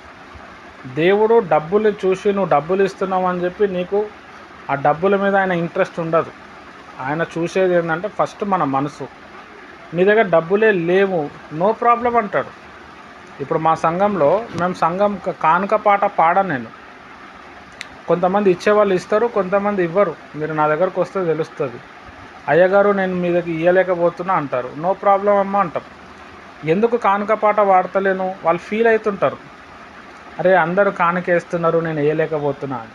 అందుకే తీసి పడేసిన నేను. ఇస్తే స్తోత్రం, నీ దగ్గర ఉంటే దేవుడు దీవిస్తాడు, ఇవ్వకపోయినా దేవుడు దీవిస్తాడు. కానీ దేవుడు డబ్బులు మనిషి అయితే కాదు. చాలామంది పాస్టర్సు దశంభాగం ఇవ్వాలా అని చెప్పి మొత్తం పిండేస్తారు, వసూలు చేస్తూ ఉంటారు. వాళ్ళకి అది చేయకుండా, నువ్వు ఇయ్యి అని చెప్పకుండా వాళ్ళకు మోకాల ప్రార్థన నేర్పి, బైబిల్ చదివితే ఎన్ని బెనిఫిట్లు ఉంటాయో చెప్పు, వాళ్ళకి నొప్పులు వస్తున్నప్పుడు నూనె రాయి, వాళ్ళని ప్రేమించు. దశంభాగం కాదు 50% ఇస్తారు వాళ్ళు. ఎక్కడిస్తారు? ప్రార్థన చేస్తారు భారం కలిగి, ప్రభా మాకు మా దైవజనుని మీరు ఆశీర్వదించండి అని. వాళ్ళు ఇచ్చే డబ్బుల కంటే ఎక్కువ ప్రేయర్. కాబట్టి డబ్బులతోటే ముఖ్యం కాదు, ఆ మనిషిని దేవునిలో పెంచడానికి మనము ప్రయత్నం చేయాలి. చాలా ఇంపార్టెంట్. ఇవ్వండి అని అంటే, నా దగ్గర కొంతమంది ఉంటారు, వాళ్ళు పాపం చేసి కూడా అందులోకి వెళ్ళి డబ్బులు తీసుకొచ్చి ఇస్తూ ఉంటారు. ఎందుకు ఇస్తారు అని అంటే, వాళ్ళది బిజినెస్ నడవాలి అని చెప్పి చేసేదే పాపము, అందులోకి వెళ్ళి ఇస్తూ ఉంటారు. ఏడ నడుస్తుంది బిజినెస్? అది కాదు. నువ్వేం పాపమే చేయకు, నువ్వు 50 రూపాయలు ఇయ్యి, లేకపోతే నువ్వు ఇయ్యకు, దేవుడు నిన్ను దీవిస్తాడు. చాలామంది దగ్గర అనే విధానం ఏంటంటే, దేవుడు డబ్బులు ఇస్తేనే ఆశీర్వదిస్తాడు, మీరు సంఘానికి ఇవ్వాలా, సంఘానికి ఇవ్వండి అంటారు. కానీ నువ్వు ఎంతసేపు రోజు ప్రేయర్లో ఉంటున్నావు, నువ్వు దేవుని బిడ్డగా బ్రతుకుతున్నావా లేవా, ఇట్లాంటి బోధలు అనేటివి వస్తలేవు. నువ్వు మారు మనసు పొందినవా? ఎప్పుడు చూసినా ఇవ్వండి. అది బైబిల్లో మనకు చెప్పలేదు. పాత నిబంధన వరకే దశంభాగం 10%. కొత్త నిబంధన నువ్వు ఎంతైనా ఇవ్వచ్చు, ఇవ్వకపోయినా నడుస్తుంది. కానీ ముఖ్యం ఏంటంటే, దేవుని ఒక వాక్యాన్ని ఫాలో అవ్వాలి. దేవుని ఒక వాక్యాన్ని ఫాలో అవ్వకుండా ఎంత దశంభాగం ఇచ్చినా ఏమీ వర్కౌట్ కాదు. ఇప్పుడు ఒక ఎగ్జాంపుల్ నేను చెప్పాలంటే, నేను దశంభాగమే నేను నాకు వచ్చిన పైసలంతా కూడా సేవలోనే ఖర్చు పెట్టేస్తా. 10% తీస్తలేను నేను, 50-60% తీస్తున్నా. మరి నాకు వస్తుంది ఆశీర్వాదం. ప్రేయర్లో ఉంటున్నాను, పైసా ఖర్చు పెట్టేస్తున్నాను. ఇక్కడ బాగా మనము అప్పుడు దేవుడు 10% ఎందుకు తీయమని చెప్పిండంటే, ఆ సంఘం నడవటానికి, ఆ లేవీయులు బ్రతకటానికి, అక్కడ చర్చిలో ఉన్న సామాగ్రి నడవటానికి దేవుడు మీ దగ్గర ఉన్నది కొంచెం ఆయనకి ఇవ్వమని చెప్పిండు. మనం నిజంగా దేవుని ప్రేమిస్తే 10% కాకుండా 50% ఇస్తాం. పోనీ 50% ఇవ్వకపోయినా మనకు ఉన్న దాంట్లో మనం ఇవ్వడానికి ప్రయత్నం చేస్తాం. పోనీ అది కూడా లేదు అని అంటే, వాక్యం ఫాలో అయితే కూడా సరిపోతుంది. వాక్యం ఏమి ఫాలో అవ్వకుండా, మరి నేను దేవునికి ఇన్ని ఇస్తున్నాను, దేవుడికి ఇది ఇస్తే నన్ను ఆశీర్వదిస్తాడంట కదా అని చెప్పి ఆ మైండ్ సెట్తో ఇస్తే కూడా వర్కౌట్ కాదు. చాలామంది చెప్పేవాళ్ళు చెప్తారు, నువ్వు ఏ పాపమన్నా చేసుకో, నువ్వు దేవునికి దశంభాగం ఇచ్చి చూడు, దేవునికి కానుక పెట్టి చూడు, దైవజనునికి అన్నం పెట్టి చూడు, నీకు ఆశీర్వాదం వస్తుంది అంటారు. కానీ అది 100% నిజం కాదు. మన దగ్గరనే చాలామంది ఉన్నారు విశ్వాసులు, వాళ్ళు కానుక ఇస్తారు, వాళ్ళు దశంభాగం ఒకసారి ఇస్తారు, ఒకసారి ఇవ్వరు. అయినా కానీ దేవుడు వాళ్ళని పోషిస్తున్నాడు, దేవుడు వాళ్ళని ఆశీర్వదిస్తున్నాడు. ఇక్కడ మనం తెలుసుకోవాల్సిన అతి ప్రాముఖ్యమైన విషయం ఏంటంటే, దైవజనుడు బ్రతకటానికి మనం కొన్ని డబ్బులు ఆయనకి ఇవ్వాలి. ఆయనకి ఇవ్వకపోయినా దేవుడు దైవజనుడిని పోషిస్తాడు, కానీ వాక్యంలో ఉంది కాబట్టి ఇవ్వాలి. అయితే ఇంకొక విషయం ఏంటంటే, దశంభాగం ఇస్తేనే ఆశీర్వాదం వస్తా అన్నది అది శుద్ధ తప్పు అన్నమాట. నువ్వు దేవునికి సమయం ఇవ్వకుండా, దేవుని ఒక వాక్యాన్ని నువ్వు ధ్యానం చేయకుండా, యెహోషువతో దేవుడు చెప్తాడు, రాత్రింబగలు మోషే ఇచ్చిన ధర్మశాస్త్రం ధ్యానించు, నువ్వు అడిగినవన్నీ నేను చేస్తా, నువ్వు ఎక్కడ అడుగు పెడితే ఆ స్థలం నీకు ఇస్తా అని చెప్పాడు. నువ్వు దశంభాగం ఇస్తే నేను నీకు ఇస్తానని చెప్పలేడు. మలాకి గ్రంథంలో ఉంటుంది, నా మందిరంలో అన్నీ ఉండేటట్టు మీరు దశంభాగం ఇవ్వండి, అప్పుడు నా చెవు కొయ్యండి, నేను మీకు ఇస్తా అని చెప్పాడు. అది పాత నిబంధన లెక్క. కొత్త నిబంధన లెక్క ఏంటంటే, మన మనసు దేవునికి ఇవ్వాలి, మన సమయము మనం దేవునికి ఇవ్వాలి. ఇచ్చినప్పుడు చూడండి, దశంభాగంకి ఇచ్చిన దానికంటే డబల్ త్రిబుల్ వస్తుంది మీకు ఆశీర్వాదం. 90% మీరు ఇవ్వచ్చు. అట్లా ఇచ్చి ఏం చేయాలంటే, దేవుని ఒక సేవను మనం పెంచుకుంటూ వెళ్ళాలి. మనము ఓన్లీ డబ్బులు ఇచ్చి మన టైం దేవునికి ఇవ్వకుండా ఉంటే పెద్దగా వర్కౌట్ కాదు. కాబట్టి దశంభాగం ఇస్తలేరు అని చెప్పి దేవుని శాపం వస్తుందేమో అన్నది అది శుద్ధ తప్పు. అట్లా ఏమీ ఉండదు. నువ్వు వాక్యమే ఫాలో కాకపోతే నీకు ఖచ్చితంగా శాపం వస్తుంది. ఎంతోమంది దశంభాగం ఇచ్చేటోళ్ళకి ఎన్నో ప్రాబ్లమ్స్ ఉన్నాయి. మరి ఆ మాట అబద్ధం అయిపోతుంది. దేవుడు ఏం చూస్తున్నాడు అంటే, మన మనసును చూస్తున్నాడు. నా వాక్యాన్ని నువ్వు ఫాలో అయినావా లేదా? బస్ నా వాక్యాన్ని ఫాలో అయినా, ఇగో నేను నీకు ఇన్ని డబ్బులు ఇస్తున్నా. మనం తెలుసుకొని, అరే నాకు ఇన్ని డబ్బులు వస్తున్నాయి, ఈ డబ్బులకెళ్ళి నేను ఏం చేయాలి? సరే, దేవునికి ఇంత ఇస్తున్నా కదా, దేవుడు ఇంత చేస్తున్నా కదా, దేవుని కోసం, దేవుని ప్రజల కోసం, దేవుని సంఘం కోసం డెవలప్మెంట్ చేయడానికి నేను ఇది ఇస్తా అని చెప్పి మనం ఎంతైనా ఇవ్వచ్చు. ఆ 10% ఇవ్వాలి, అమ్మో ఇవ్వకపోతే శాపం వస్తుందని చెప్పి ఏమీ ఉండదు.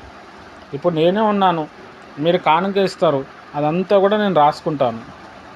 వచ్చిపోయే సేవకులకు అందరికీ అది ఖర్చు పెట్టేస్తాను, సేవలో కూడా ఖర్చు పెట్టేస్తాను. మళ్ళీ దాంట్లోకి దశంభాగం తీసి చేసేది లేదు. ఎంత ఇస్తున్నాడో అంత మొత్తం సేవలోనే పెట్టేస్తాను. నేను సేవలో పెట్టేసిన తర్వాత కూడా నేను ప్రార్థనలో లేకపోతే అది వర్కౌట్ కాదు. అందుకే మీకు ఎట్లా ఉంటుందంటే, బ్రదర్ మీరు పైసలు ఇవ్వగానే మాకు పైసలు వస్తున్నాయని మీరు ఎలా చెప్తున్నారంటే, నేను దాంట్లో కంటే ఎక్కువ ఇస్తున్నాను. తర్వాత దానికంటే ముందు దేవునికి సమయం ఇస్తున్నాను, వాక్యాన్ని నేను ఫాలో అవుతున్నాను, నా డ్యూటీ నేను చేస్తున్నాను. మనందరికీ దేవుడు ఒక డ్యూటీ ఇచ్చిండు, ప్రార్థన చేయమని చెప్పి, సేవ చేయమని చెప్పి, సువార్త ప్రకటించమని చెప్పి, కుటుంబాన్ని పోషించమని చెప్పి, కుటుంబ ధర్మాన్ని తీర్చమని చెప్పి, అవన్నీ చేసుకుంటూ మనం వెళ్తే ఆటోమేటిక్ మనకి ఆశీర్వాదం వస్తుంది. వాక్యదానం చేసినప్పుడు ఆశీర్వాదం వస్తుంది. అప్పుడు నువ్వు 10% కాదు 50% ఇచ్చేస్తావు. అరే దేవుడే నాకు ఇంత ఇస్తున్నాడు, అది మనము తెలుసుకోవాలి. చాలామంది ఏంది అని అంటే, ఏదో రూమ్ రెంట్ ఇచ్చినట్టు దశంభాగం ఇచ్చేసి చేతులు దులుపుకుంటారు. వాళ్ళు చేసే పాపాలు అట్లనే చేస్తారు. మళ్ళీ వచ్చినప్పుడు దశంభాగం ఇస్తారు. మళ్ళీ దేవుడు కార్యం చేయకపోతే, నేను ఇంత దశంభాగం ఇస్తే కూడా దేవుడు కార్యం చేస్తలేడని చెప్పి దేవుని మీద ఏడుస్తారు. మనం కొన్ని డబ్బులు ఇస్తున్నాము అంటే, ఆ డబ్బులు దేవుడే ఇచ్చిండు, దాంట్లోకి వెళ్ళి మనం ఏమి ఇవ్వగలుగుతాం? ఆయన మనం బ్రతకటానికి డబ్బులు ఇస్తున్నాడు, మనము దేవునిలో బ్రతకడానికి ప్రయత్నం చేయాలి. ఆటోమేటిక్ మనం అడగకపోయినా కానీ డబ్బులు వస్తాయి, మనము వెళ్ళకపోయినా కానీ దేవుడు డబ్బులు సాయం చేస్తాడు. తన ప్రియులు నిద్రించుచుండగా ఆయన వారికి ఇచ్చాను. ఈ మాట నిజం అన్నమాట. మనం దేవుని ప్రియం అయినప్పుడు ఆటోమేటిక్ దేవుడే మనకు డబ్బులు ఇస్తాడు, దేవుడే మనకు నడిపిస్తాడు. మనం దేవునికి టైం ఇవ్వకుండా, దేవుడు చెప్పిన మాట వినకుండా, సంఘంలో తగ్గింపు లేకుండా, సంఘానికి వెళ్ళకుండా, మన ఇష్టానుసారంగా ఉండి మనం దశంభాగం ఇస్తే మనకి ఇంకా రివర్స్ అవుతుంది. కాబట్టి ఇది మనం ఈ యొక్క కాన్సెప్ట్ మనం బాగా అర్థం చేసుకోవాలి. చాలామంది ఈ పాయింట్ చెప్పరు. ఈ కాన్సెప్ట్ మీరు చాలా వరకు కొత్తగా విని ఉండొచ్చు. చాలామంది ఇవ్వండి ఇవ్వండి ఇవ్వండి, మేము మీటింగ్లు చేస్తున్నాము, మేము చర్చలు కడుతున్నాం, ఇవ్వండి, ఇస్తే దేవుడు దీవిస్తాడు. మరి ఇవ్వకపోతే ఒక వ్యక్తి ఉంటాడు, ఆయన ఇవ్వలేడు, మరి దేవుడు దీవించాడా? అట్లేముండదు. ఇప్పుడు చర్చకు కావచ్చు, ఇల్లుకు కావచ్చు, సేవకు కావచ్చు, మనం చేస్తున్న పరిచయం నిజమైతే దానికి కావాల్సిన డబ్బులు దేవుడే సమకూరుస్తాడు. మనం ఇవ్వడానికి అడగటం అవసరం లేదు. మనం దేవుని మీద ఆధారపడినప్పుడు దేవుడు చూస్తాడు. విశ్వాసులు కూడా చూసి ఏం చేస్తారు అంటే, అయ్యో మా పాస్టర్ గారు ఇంత కష్టపడుతారు కదా, ఇంత జర్నీలు చేస్తూ ఉన్నాడు, ఆయనకు కూడా ఫ్యామిలీ ఉంది కదా అని చెప్పి దేవుడే ఒప్పించి ఏం చేస్తారంటే ఇస్తాడు. వాళ్ళు ఇచ్చినప్పుడు దేవుడు కూడా వాళ్ళని ఆశీర్వదిస్తాడు. వాళ్ళు ఇవ్వకపోయినా ఆశీర్వదిస్తాడు.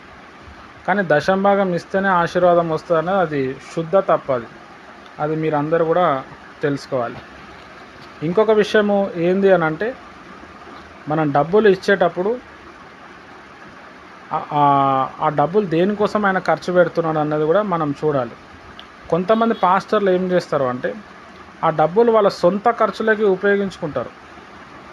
అంటే పెద్ద సెల్ ఫోన్ కొనటము, పెద్ద పెద్ద బండ్లు కొనటము, టీవీలు కొనటము. టీవీ బ్రాండ్లో ఉంటుంది, ఏసీ బ్రాండ్లో ఉంటుంది, తర్వాత కారు, తర్వాత లగ్జరీస్ లైఫ్లో బతుకుతారు, తర్వాత సూటు బూటు వేస్తారు.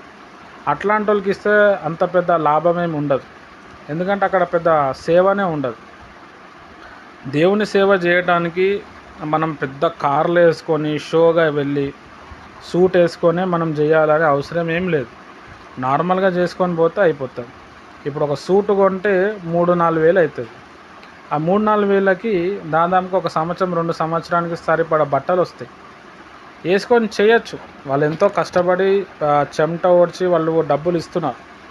ఆ డబ్బుల పట్ల కూడా పాస్టర్ అనే వ్యక్తి చాలా నమ్మకం కలిగి ఉండాలి, చాలా యోగ్యత కలిగి ఆయన చేయాలి. తర్వాత ఆ డబ్బులు వాళ్ళు ఇస్తున్న డబ్బులకి పాస్టర్ అనే వ్యక్తి నేను న్యాయం చేస్తున్నాను లేదా అని కూడా చూసుకోవాలి. లేకపోతే పాస్టర్ గారు అక్కడ ఏం చేస్తాడంటే లెక్క అప్పచెప్పాల్సి వస్తుంది. దేవుడు చెప్తాడు, నీకు పలానా వ్యక్తి ద్వారా ఇన్ని పైసలు ఇచ్చినాను, నువ్వేం చేసినావు అని అడుగుతాడు. కొంతమంది విశ్వాసులు ఎట్లుంటారంటే, ఆ పాస్టర్తో సంబంధం ఉండదు, ఎవరికో డబ్బులు ఇస్తారు. ఆ పాస్టర్ గారికి ఏమో ఎవడు ఇచ్చినోడు కూడా తెలియదు.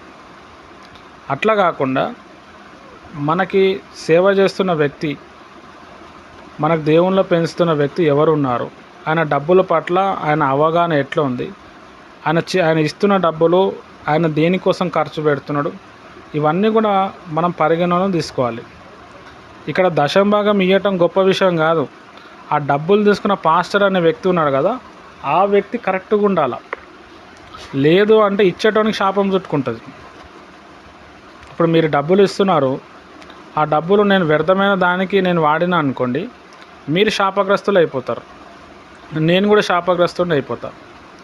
చాలామందిలో కొంతమంది అట్లా ఉన్నారనమాట. అంటే అప్పటి వరకు డబ్బులు అంటారు. ఆ డబ్బులు తీసుకున్న తర్వాత వాళ్ళు పనికిరాని విషయాల కోసం దాన్ని వాడతారు. ఆ వాడటం వల్ల చాలా ప్రాబ్లమ్స్ వస్తాయి అన్నమాట.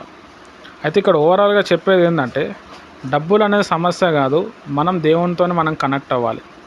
దేవుని ఒక వాక్యాన్ని మనము నెరవేర్చినప్పుడు, దేవుని సువార్త మనం ప్రకటించినప్పుడు మనం ఏమవుతాము అని అంటే, దేవుడు ఎలా అయినా మనల్ని బ్రతికిస్తాడు. ఆశీర్వాదం అంటే ఏంది అంటే, దేవునితో నడవటమే ఆశీర్వాదం. ఇప్పుడు దేవుడు మన దగ్గర ఉంటే మనకు డబ్బు ఉన్నట్టే, ఆరోగ్యం ఉన్నట్టే, సమాధానం ఉన్నట్టే, అన్నీ ఉన్నట్టే. మనకు దేవునికి పక్కన పెట్టుకొని మనము కానుక ఇస్తే మనకు ఆశీర్వాదం వస్తుంది అన్నది అది అపోహ అన్నమాట. అది కరెక్ట్ మాట కాదు. కాబట్టి ఇక్కడ మనం అర్థం చేసుకోవాల్సిన విషయం ఏంటంటే, దేవునితో ట్రావెల్ అవ్వటం అని చాలా ఇంపార్టెంట్. నేను దశంభాగం ఇస్తున్నాను, ఓకే. నేను ప్రార్థనలో ఉంటున్నానా, నేను వాక్యాన్ని ధ్యానం చేస్తున్నానా, నేను సమస్య వచ్చినప్పుడు నా మనసు ఎలా ఉంటుంది, సంఘస్థులతో ఎలా ఉంటుంది, దైవజనులతో ఎలా ఉంటుంది, దేశం కోసం నేను ఏం చేస్తున్నా, నా బంధువులు నా చుట్టాల కోసం నేను ఏం చేస్తున్నా, నేను నా ఫ్యామిలీ మెంబర్స్ కోసం నేను ఏం చేస్తున్నా, నేను దేవునిలో ఉన్నానులే, ఇవన్నీ కూడా మనం పరిగణనలో తీసుకొని దాని ప్రకారం మనం జీవించడానికి ప్రయత్నం చేయాలి. రైట్ సిస్టర్, మంచి క్వశ్చన్ అడిగారు. చాలా చాలా విషయాలు చెప్పినా నేను. Thank you. ఇది రక్షణ పొందుకుని కొంతమంది విగ్రహారాధన దగ్గర పెట్టిన ఆ యొక్క ప్రసాదాలు అవి తింటారు కదన్నయ్య. ఇది ఒక ఆవిడ చెప్పారని ఇలా రక్షణ తీసుకోవాలనుకుంటున్నాను కానీ మళ్ళీ అందులోకి వెళ్ళి మళ్ళీ గమ్ములు రాంగ్ స్టెప్ వేసుకుంటే చాలా ఇబ్బంది పడతాము, చాలా శోధనలు వస్తున్నాయి చాలా మంది చెప్పారు అని అన్నారని ఒక ఆవిడ. అదొకటిని ఆవిడ అలా ప్రసాదం తింటుంటే ఒక ఆవిడ మీదకి అదే వీళ్ళు అందగారు దేవతలు అయ్యి ఉంటాయి కదా, వాళ్ళు పూనేసి నువ్వు చాలా నష్టపోతావు అని చెప్పారంట ఆవిడికి. ఆవిడ దేవుని నమ్ముకున్న ఆవిడే అక్కడ ఉన్న ప్రసాదం తింటే వాళ్ళ ఇంట్లో 2 మరణాలు అన్నాయి జరిగినాయి అంటన్నయ్య. మరి కొంతమంది తప్పిపోయినా ఏమి అవ్వ, కొంతమందికి ఈ రకంగా ఎందుకు శోధన వస్తుంది, అక్కడ ఎంతవరకు ఆ మాటలు కరెక్ట్ గా ఉన్నాయి దీని గురించి చెప్పండి. ఓకే సిస్టర్, ఆమె ఏదైతే చెప్పిందో అది 100% నిజము. అసలు ఈ ప్రసాదము కావచ్చు ఇవన్నీ మనము ఎందుకు తినొద్దు అంటే దాని మీద సైతాన్ ఆవరించి ఉంటుంది. అది విగ్రహాలకి చేసి ఉంటారు, వాటి మీద ఆవరించి ఉంటాయి కాబట్టి అవి తింటే ఖచ్చితంగా మనము విశ్వాసంలో పడిపోతాము, అదే అయితే గ్యారంటీ. అయితే కొంతమంది ఏం చేస్తారు అంటే బాప్తిజం తీసుకొని మళ్ళీ ఈ ప్రసాదం తినాల్సి వస్తుంది కదా అని చెప్పి వాళ్ళు ఏంది అని అంటే బాప్తిజం తీసుకోరు. అయితే బాప్తిజం అనేది మన ఆత్మకు సంబంధించింది. బైబిల్లో ఏమని ఉన్నది అని అంటే ఆ విగ్రహాలకి కళ్ళు ఉన్నాయి కానీ కనబడవు, చెవుళ్ళు ఉన్నాయి కానీ వినిపించవు అని ఉన్నది. కొంతమంది ఏం చెప్తారు అంటే అది తిన్నా కానీ ఏం ప్రాబ్లం లేదని చెప్తారు, కానీ తింటే మాత్రం ఖచ్చితంగా ప్రాబ్లం వస్తుంది. ఒక గిల్టీ కాన్షియస్ కూడా ఉంటుంది, అరే నేను బాప్తిజం తీసుకొని అక్కడ పోయి ప్రసాదం తిన్నా కదా అని చెప్పి. కాబట్టి ఇక్కడ ఒకవేళ బాప్తిజం తీసుకుంటే మనం చెప్పాలి, మా బైబిల్లో ఉంది నేను తినకూడదండి అని మనం చెప్పాలి. చెప్పిన తర్వాత కూడా వాళ్ళు బలవంతంగా పెడితే అప్పుడు తిన్నా కానీ వాళ్ళకే నష్టం అవుతుంది, మనకేం నష్టం కాదు. మనం చెప్పాల్సిందే చెప్పినాం, ప్రార్థన చేసినాం, వాళ్ళు చాలా ఘోరంగా నష్టపోతారు. కొంతమంది అవునా అండి సరే అంటే మేము ఇది ఇయ్యమని చెప్పి వేరేది ఇస్తారు, సరిపోతుంది.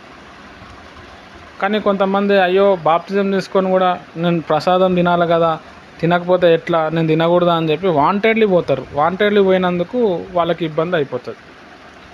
మనం ఒక ప్రసాదం అనేది కాదు, క్రైస్తవ జీవితం అంటే లోకానికి వేరుగా మనం జీవించాలి. దాని కొరకు ఎన్నో శోధనలు మనము జయించాల్సి వస్తుంది, ఎంతోమందిని వదులుకోవాల్సి వస్తుంది. అదే క్రైస్తవ జీవితం అన్నమాట. అట్లా కాకుండా నాకు నా బంధువులు కావాలా, నా చుట్టాలు కావాలా, మళ్ళా నా గుడ్లు గోపురాలు కావాలి అని అంటే దేవునితో మనం సహవాసం చేయలేం. యేసయ్యను నమ్ముకున్నాం, క్రైస్తవ జీవితం అంటే లోకాన్ని విడిచిపెట్టాలి, లేదు అంటే దేవుణ్ణి విడిచిపెట్టాలి. లోకాన్ని విడిచిపెడితేనే దేవునిలో ఉంటాం, దేవుణ్ణి విడిచిపెడితే లోకంలో ఉంటాం. కాబట్టి ప్రసాదం అనేది మ్యాటర్ కాదు. వాళ్ళకైతే చెప్పాలి, అమ్మ ప్రసాదం తింటే మాకు ఇబ్బంది అవుతుంది, మా బైబిల్లో తినొద్దు అన్నారు, మా పాస్టర్ గారు వద్దన్నారు. ఎందుకు వద్దన్నారు, అందరు రక్తం ఎవరికి కోసినా రక్తం వస్తుంది కదా అని వాళ్ళు ఎన్నో చెప్తారు. లేదు కరెక్టే అండి, మీరు చెప్పేది కరెక్టే, కానీ మేము తినము. లేదు ఏం కాదు అట్లని వాళ్ళు బలవంతంగా చేస్తారు. అప్పుడు వాళ్ళ విశ్వాసం దెబ్బ తినద్దు, పోనీ వాళ్ళు హట్ అవ్వద్దు అని చెప్పి మనం తిన్నా కానీ పెద్దగా ఎఫెక్ట్ ఏం కాదు.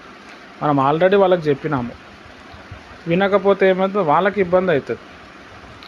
కానీ వాళ్ళు ఏమో అనుకుంటారేమో అని చెప్పి మనం డిస్టర్బ్ అయ్యి మనం తినటం వల్ల ఖచ్చితంగా అయితే తినటం వల్ల అయితే ఎఫెక్ట్ అయితే అవుతుంది. మళ్ళీ మనం ప్రార్థనలో ఉండి ఉపవాస ప్రార్థన చేసుకొని సంఘంలో ఉండి దైవజనులతో ప్రేయర్ చేసుకుంటే ఆ ప్రభావం అనేది తగ్గిపోతుంది. రైట్ సిస్టర్, మంచి డౌట్ అడిగారు, థ్యాంక్ యూ.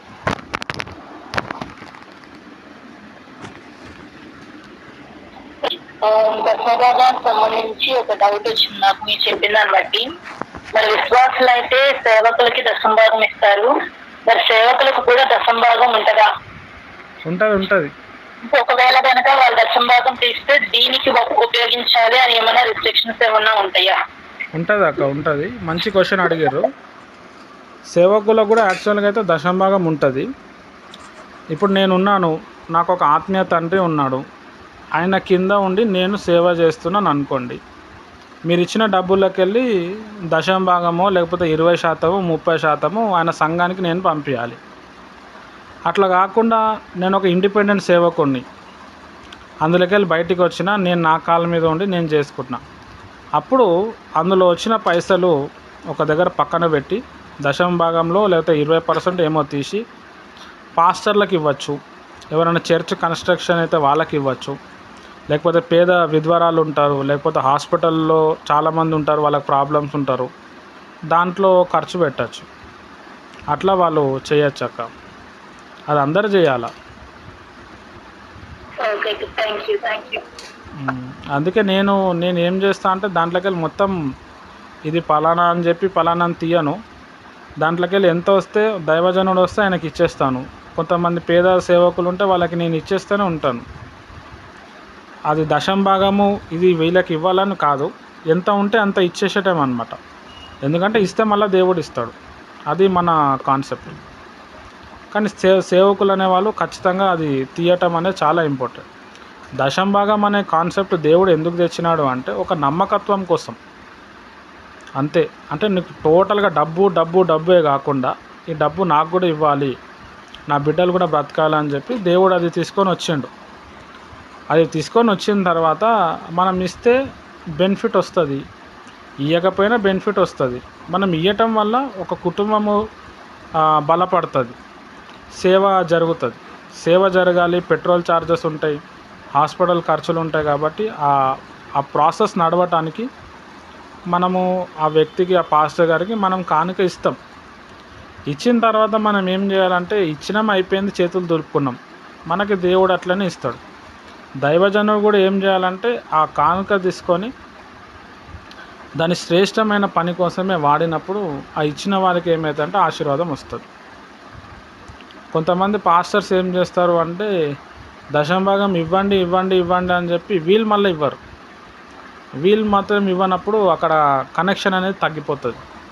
మనకు దేవుడు ఇచ్చినప్పుడు మనం బయట పంపించాలి. బయట పంపించినప్పుడు ఏమైపోతుంది అంటే అది కట్ అయిపోతుంది. అది పాస్టర్కి ఆ రూల్ వర్తిస్తుంది, విశ్వాసికి కూడా రూల్ వర్తిస్తుంది. తర్వాత ఇంకొక విషయం ఏంటి అంటే మనం ఇక్కడ డబ్బులు పాస్టర్లకు ఇచ్చినప్పుడు, లేకపోతే పాస్టర్ ఇంకొక పాస్టర్కి ఇస్తూ ఉన్నప్పుడు, ₹1 మనం ఖర్చు పెడతా ఉన్నప్పుడు అది 1000 రూపాయలతో యాడ్ అయ్యి పరలోక రాజ్యంలో ప్రాపర్టీ అనేది అవుతుంది అనమాట. యేసుప్రభువు చెప్తాడు, నా కోసం ఎవరైతే ₹1 పోగొట్టుకుంటారో 1000 రూపాయలు అది సంపాదించుకుంటారు అంటాడు. పరలోకంలో మీ ధనం ఉంటుంది, అక్కడ దొంగ ఉండడు, చిమ్మట ఉండడు. అంటే ఇక్కడ మనం దేవుని కోసం ఆ డబ్బులు పాస్టర్లకు కావచ్చు, సేవకి కావచ్చు, మనం ఖర్చు పెట్టినప్పుడు ఏమవుతుందంటే పరలోక రాజ్యంలో మన ప్రాపర్టీ స్టోర్ అవుతూ ఉంటుంది, అక్కడ మన బిల్డింగ్ కట్టబడుతూ ఉంటుంది. అయితే దేవునికి మనం ఎంత ఇస్తూ ఉంటామో అంతగా మనం దీవించబడుతూ ఉంటాం. ఇప్పుడు మనం ఇవ్వలేదు అనుకోండి, అవే పైసలు హాస్పిటల్కి వెళ్ళిపోతాయి, అవే పైసలు ఇంకో అప్పులకో దేనికో వెళ్ళిపోతాయి. ఇది ఇవ్వటం వల్ల కొంచెం శోధన తగ్గుతుంది. ఆ ఇచ్చిన వ్యక్తి ఏం చేస్తారు అంటే అరే నాకు ఇన్ని పైసలు ఇచ్చారు కదా అని చెప్పి ఆయన ఏం చేస్తాడు, ఆ వ్యక్తి కోసం భారం కలిగి ప్రార్థన చేస్తాడు. దానివల్ల ఆ విశ్వాసకి ఏమవుతుంది, కొంచెం నెమ్మది వస్తుంది, సమాధానం వస్తుంది. అట్లా అని చెప్పి ఆయన ఇవ్వకపోయినా ప్రార్థన చేస్తాడు, కానీ ఆయనకు కూడా బలం రావాలా, ఆయన కొంచెం హోప్ రావాలా. కాబట్టి ఆ దైవజనులకి మనము డబ్బులు ఇస్తూ ఉంటాం. దానివల్ల మనకి ఆశీర్వాదం వస్తుంది, వాళ్ళకు కూడా ఆశీర్వాదం వస్తుంది. కానీ అది ఇస్తేనే ఆశీర్వాదం వస్తుంది అన్నది అది రాంగ్ మెథడ్ అనమాట. దేవుడు ఎట్లయినా దీవిస్తాడు, కానీ దేవుని సేవ జరగటానికి మనం ముందుకు పోయడానికి ప్రయత్నం చేయాలి. మంచి doubt అడిగారక్క, thank you.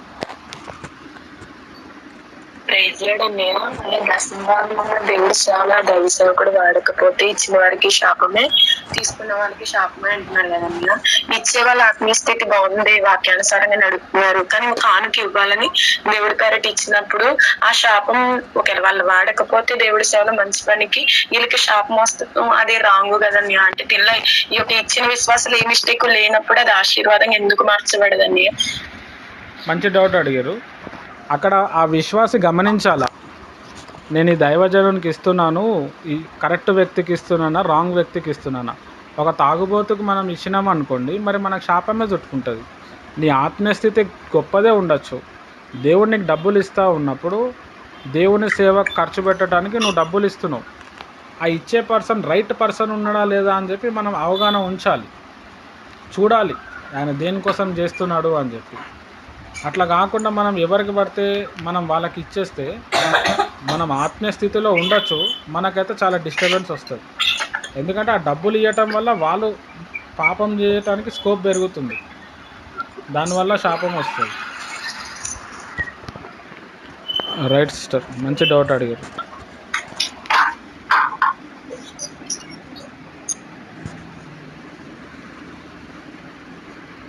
Christian family ఎవరైనా అన్యులు వచ్చినప్పుడు రెంట్కి ఇవ్వచ్చు అన్నయ్య వాళ్ళ ఇల్లు? ఇవ్వచ్చు అక్క, ఇవ్వచ్చు. మరి వాళ్ళు పూజలు చేస్తుంటారు కదా అన్నయ్య, ఆ చేసుకొని పడుతుంది అన్నయ్య? ఏం ఎఫెక్ట్ పడదు. వాళ్ళు పూజలన్నా చేసుకొని నమాజ్ అన్నా చదువుకొని, నీకు డబ్బులు కావాలా నువ్వు కాబట్టి ఇవ్వచ్చు. మనకు డబ్బులు రొటేషన్ అయితే చాలు.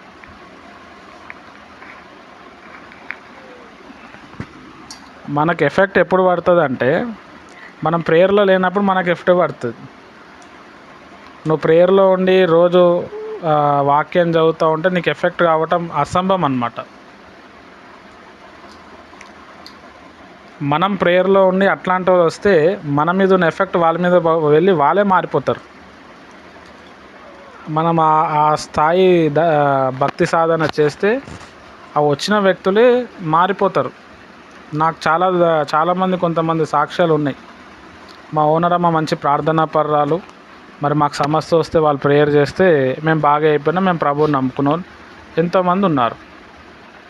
అట్లా మనం కరెక్ట్గా లేకుండా మనకి ప్రాబ్లం వస్తుందన్నది అది రాంగ్ స్టెప్ అన్నమాట. ఫస్ట్ మనం మన కాలు మీద నిలబడడానికి ప్రయత్నం చేయాలి. మన మైండ్లో డిస్టర్బెన్స్ తీసుకోవాలి. మనం ఎప్పుడు కూడా ఓటమిని ఒప్పుకోవద్దు. శోధన వస్తుంది, జయం మనదే. జయించే హక్కు దేవుడు ఇచ్చిండు. ఆయన నామాన్ని స్మరించుకుంటూ మనం వెళ్ళిపోవాలి. ఆయన నామాన్ని స్మరించలేదు, భక్తి సాధన చేయలేదు, కథం సైతానికి మనం దొరుకుతాం. ఇది బాగా అర్థం చేసుకోవాలి. థ్యాంక్ యూ అక్క, మంచి డౌట్ అడిగారు. మరి కొంతమంది హిందూస్ అంటే కొంతమంది పాస్టర్స్ చెప్తారనమాట, హిందువుల ఇళ్ళకి వెళ్ళకూడదు, వాళ్ళ ఫంక్షన్స్కి వెళ్ళకూడదు, మెచ్యూర్ ఫంక్షన్స్ అని, మ్యారేజెస్ కానీ, వాళ్ళు ఏదైనా పూజ పెట్టినప్పుడు అట్లాంటి వాటికి వెళ్ళకూడదు అంటారు కదా. మరి మన బంధువుల్లోనే అన్యులు ఉండి మనం వెళ్ళకపోతే మరి మన ఇంటికి అట్లా రారు కదా. మరి అలాంటప్పుడు ఏం చేయాలి? అసలు వెళ్ళొచ్చా వెళ్ళకూడదా? వెళ్ళాలక్క. మనం వెళ్తేనే దేవుని ఒక మహిమ అక్కడ వస్తుంది. మనం అక్కడ ఏం తప్పు చేస్తలేము. మనం అక్కడ విగ్రహార్థన చేస్తలేము. వాళ్ళు విగ్రహార్థన చేయమని చెప్పి మనల్ని పిలుస్తలేరు. వాళ్ళు మాకు ఒక సంతోషం ఉంది, ఆ సంతోషాన్ని పంచుకోండి మీరు అని చెప్పి పిలుస్తున్నారు. మనం వెళ్తేనే అవతల వ్యక్తి కూడా మన దగ్గరకు వస్తారు. అక్కడ మనం మతంతో దాన్ని కాంటాక్ట్ చేయొద్దు. చాలామంది పాస్టర్స్ ఇప్పుడు పెద్ద పెద్ద చర్చెస్లో ఉన్న వాళ్ళు ఎట్లా ఉన్నానంటే, నువ్వు ఆ చర్చికి పోకూడదు, నువ్వు నా దగ్గరికే రావాలా. ఈవెన్ ద ముస్లిమ్స్ కూడా అంతే. నువ్వు వానితో ఎందుకు మాట్లాడినవరా, మన సమాజంతోనే ఉండాలని అంటారు. అట్లా చాలామంది పాస్టర్స్ కూడా ఉన్నారు. ఇంకా కొన్ని చర్చెస్లో ఏం చేస్తున్నారు అంటే, ఆ చర్చ్లో ఉన్న విశ్వాసులతో ప్రేయర్ చేపిస్తారు పాస్టర్. ప్రభా, మా సంఘంకి వచ్చే వారికి పాము కాటుకు ఎవరు చచ్చిపోవద్దు, అందరూ 95 సంవత్సరాలు బ్రతకాల, మా సంఘానికి వచ్చేటోళ్ళు ప్రభా అందరు బాగుండాలా, అందరు ఆశీర్వదింపబడాలి. మరి సంఘానికి రాని వాళ్ళు ఆశీర్వదింపబడద్దా? అట్లా కొంతమంది పాస్టర్స్ ఏం చేస్తున్నారంటే, వాళ్ళ సొంత రాజ్యాలను వాళ్ళు కట్టుకుంటూ ఉన్నారు. కానీ బైబిల్లో ప్రసంగి గ్రంథంలో ఏముంది అంటే, జ్ఞానవంతుడు ఏడుపు జరుగుతున్న ఇంట్లో ఉన్నదని చెప్పిండు. ఇప్పుడు మన బంధువుల్లో చుట్టాల్లో ఎవరో చనిపోయినప్పుడు మనం 100% వెళ్ళచ్చు. మనం వెళ్ళాలి, అక్కడ పని చేయాలి, వాళ్ళని ఓదార్చాలి. టైం దొరికితే, సందు దొరికితే ఖచ్చితంగా వాళ్ళకి ప్రార్థన చేసి రావాలి. ప్రేమ ప్రతిదాన్ని మారుస్తుంది. ఎందుకంటే దేవుడే ప్రేమ కాబట్టి. అవతల వ్యక్తికి అప్పుడే తెలుస్తుంది, అరే మీరు క్రిస్టియన్స్, మీరు మంచిగా ఉన్నారు అని చెప్పి. మనం వెళ్ళకపోతే వాళ్ళు ఫీల్ అయిపోతారు, మీ దేవుడు ఇదే నేర్పించిండు అంటారు. కాబట్టి మనం హిందువులు కావచ్చు, ఫ్రెండ్స్ కావచ్చు, ఖచ్చితంగా వెళ్ళాలి. ఇంకా వాళ్ళ దగ్గర పోయి మనం పని చేసి కూడా రావాలి, వాళ్ళ కోసం ప్రేయర్ కూడా చేసి రావాలి. అప్పుడు వాళ్ళు ఏమవుతారంటే మనకు కనెక్ట్ అవుతారు. ఇప్పుడు ఒక ఎగ్జాంపుల్, ఒకరిది మ్యారేజ్ ఉన్నది అనుకోండి, మీకు చెప్పారు 15వ తారీఖు మ్యారేజ్ ఉంది అని చెప్పి, మనం 13వ తారీఖు అక్కడికి వెళ్ళిపోవాలి, 14వ తారీఖు అన్న అక్కడ వెళ్ళిపోయి ఏదో ఒకటి హెల్ప్ చేయాలి. అక్కడ నలుగురు పరిచయం అవుతారు, టైం దొరికితే వాళ్ళకి ప్రేయర్ చేసి రావాలి. వాళ్ళతో పాటు అన్నం తినేసి వచ్చేసేయాలి. వాళ్ళు కూడా సంతోషపడతారు. మనకేదైనా ప్రాబ్లం ఉన్నప్పుడు వాళ్ళు కూడా వస్తారు. మనం ఇక్కడ బాగా అర్థం చేసుకోవాల్సిన విషయం ఏంటంటే, మనం పోయి ఆడ విగ్రహార్థన చేస్తలేము, టెంకాయ వాళ్ళకు కొడతలేము, లేకపోతే ఆ పసుపు కుంకుమాలు మనం పెట్టుకుంటలేము. మనం జస్ట్ అక్కడ వెళ్తున్నాము, అభిమానంతో పని చేసి వస్తున్నాం, వాళ్ళతో పాటు ఉండేసి వస్తున్నాం. కాబట్టి అది చేయొచ్చు. నేనైతే పోతాను, మా బంధువులు చుట్టాలు అందరూ కూడా హిందువులే. వాళ్ళ దగ్గర పోయి వాళ్ళ కాళ్ళు కూడా మొక్కేసి వస్తా. వచ్చేటప్పుడు వాళ్ళ తలకాయ మీద చేయబెట్టి ప్రేయర్ చేసి వస్తా. అట్లా వాళ్ళకి ఏదైనా సమస్య ఉంటే నాతో పంచుకుంటారు. నువ్వు అప్పుడు అట్లా ప్రేయర్ చేసినా నాకు మంచిగా అనిపించింది, ఇగో నీ గురించి ఇంతమందికి చెప్పాను, మళ్ళీ నువ్వు రా అంటారు. అట్లా నాకు సేవ విస్తరించింది. ఎవరైనా హిందువులు మ్యారేజెస్ ఉంటే ఖచ్చితంగా వెళ్తాను. నేను ముందు నుంచి వాళ్ళకి ప్రేయర్ చేస్తూ ఉంటాను, అక్కడ పోయి పని చేస్తాను. ఒకరోజు ముందే నేను ఆడ సెటప్ అయిపోతాను. అక్కడ కొంతమంది ఆత్మలు నాకు దొరుకుతారు. ఎందుకంటే వేరే వేరే ఊర్లలోకి వెళ్ళి ఆ పెళ్ళికి వస్తారు. అక్కడ నాకు పరిచయం అవుతారు. వాళ్ళు మళ్ళీ మా ఇంటికి రండి అని అంటారు. అక్కడ వాళ్ళు క్రిస్టియనా, వీడు పాస్టరా ఏం చూడరు. అయ్యా నాకు ఈ ప్రాబ్లం ఉంది, నడు మీ ఇంటికి పోదామని చెప్తాం. అక్కడ పోయి ప్రేయర్ చేస్తాం. వచ్చినందుకు అన్నం పెడతారు, లేకపోతే వాటర్ ఇస్తారు. తాగేసి ప్రేయర్ చేసి అక్కడ ఉన్న సైతాన్ని బంధించి వచ్చేస్తాను నేను. అప్పుడప్పుడు ఫోన్లో టచ్లో ఉండి ప్రేయర్ చేస్తూ ఉంటే మళ్ళీ ఎప్పుడు వస్తున్నాం అంటారు. అట్లా ఊర్లు తిరగటం స్టార్ట్ అయింది. నా సేవ అంతా కూడా అదే. ఎక్కువ మొత్తం హిందువులతోటే ఉంటుంది. క్రిస్టియన్స్ ఎవరు కూడా మనల్ని పట్టించుకోరు. నీకే చర్చ్ లేదు, నువ్వేం మాకు చెప్తున్నావు అంటారు. హిందువుల సపోర్టే ఎక్కువ ఉంటుంది నాకు. నా పరిచర్యలో కొంతమంది ఏం చేసినారు అంటే, ఆ ప్రార్థన అదంతా చూసి వాళ్ళు విగ్రహాలు ఇంట్లో అట్లనే ఉంటాయి, ప్రేయర్ చేయటం మొదలుపెట్టారు. యేసయ్యని నమ్మటం, బైబుల్ చదవటం అట్లా ఉన్నారు కొంతమంది. అదే నేను అక్కడికి వెళ్ళకపోతే ఆ వ్యక్తి ప్రభువుని అంగీకరించాడు. పాస్టర్లు అక్కడ చెప్పటానికి కారణం ఏంటంటే, మీరు మళ్ళీ అందులో కలిసిపోతారేమో అని చెప్పి ఆ ఒక్క రీజన్తో చెప్తారు. రెండో రీజన్ ఏంటంటే, వాళ్ళకి ఇష్టం ఉండదు ఎక్కడ కూడా పోవద్దని.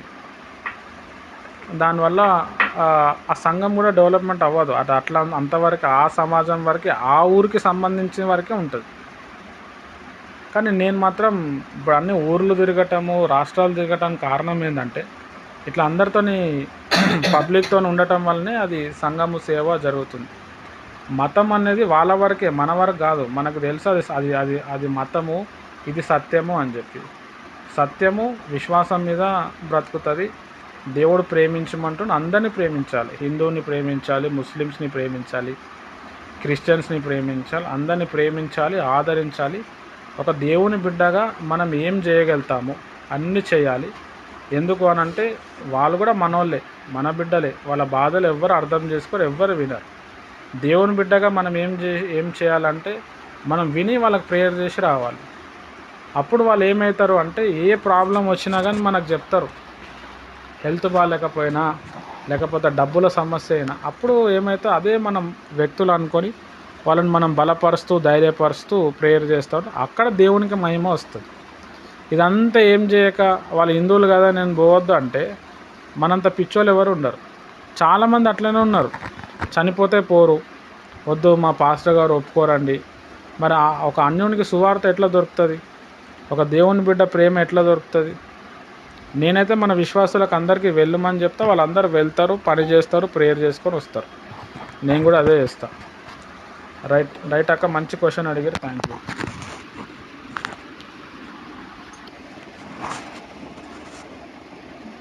అంటే బయట హోటల్ ఫుడ్స్ కూడా ఏం కలుపుతారో తెలియదు కదా, అవి కూడా తినచ్చా లేదన్న?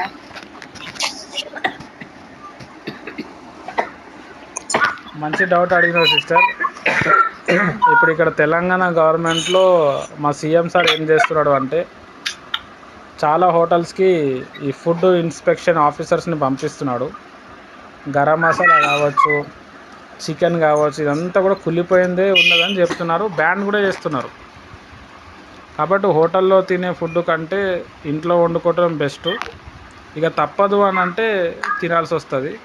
అక్కడ ఫుడ్ ఇన్స్పెక్షన్ ఆఫీసర్స్ ఏమంటారు అంటే, మనం మంచి ఫుడ్ అనుకొని ఇక్కడ వెళ్తున్నాము, ఇక్కడ ఒక్కసారి ఫుడ్ తిన్నందుకు కొన్ని సంవత్సరాలు బాధపడాల్సి వస్తుంది, హాస్పిటల్లో బిల్లు పెట్టుకోవాల్సి వస్తుంది. కాబట్టి మీరు అందరూ జాగ్రత్త, ఇంట్లోనే మీరు మంచి ఫుడ్ ప్రిపేర్ చేసుకొని తినండి అని చెప్తున్నాడు. అది మంచి హ్యాబిట్ అనమాట. ఎక్కడన్నా బయటికి వెళ్ళేటప్పుడు పెరుగన్నం అన్నా లేకపోతే పప్పు అన్నం అన్నా తీసుకొని పోవటం, తినటం, ఫ్రూట్స్ తినటం, ఇది చాలా మంచి హ్యాబిట్. అట్లా కాకుండా ఉన్నాయి కదా హోటల్ కదా అని చెప్పుకొని మనం హోటల్ ఫుడ్కి అలవాటు అయితే మన ఆరోగ్యం చాలా పాడైపోతుంది. కావాలంటే మీరు గూగుల్లో సెర్చ్ చేసి చూడండి. ఒక 10-15 రోజుల క్రితం తెలంగాణ న్యూస్ చూడండి, మొత్తం దీని మీదనే చెప్తున్నారు. రైట్.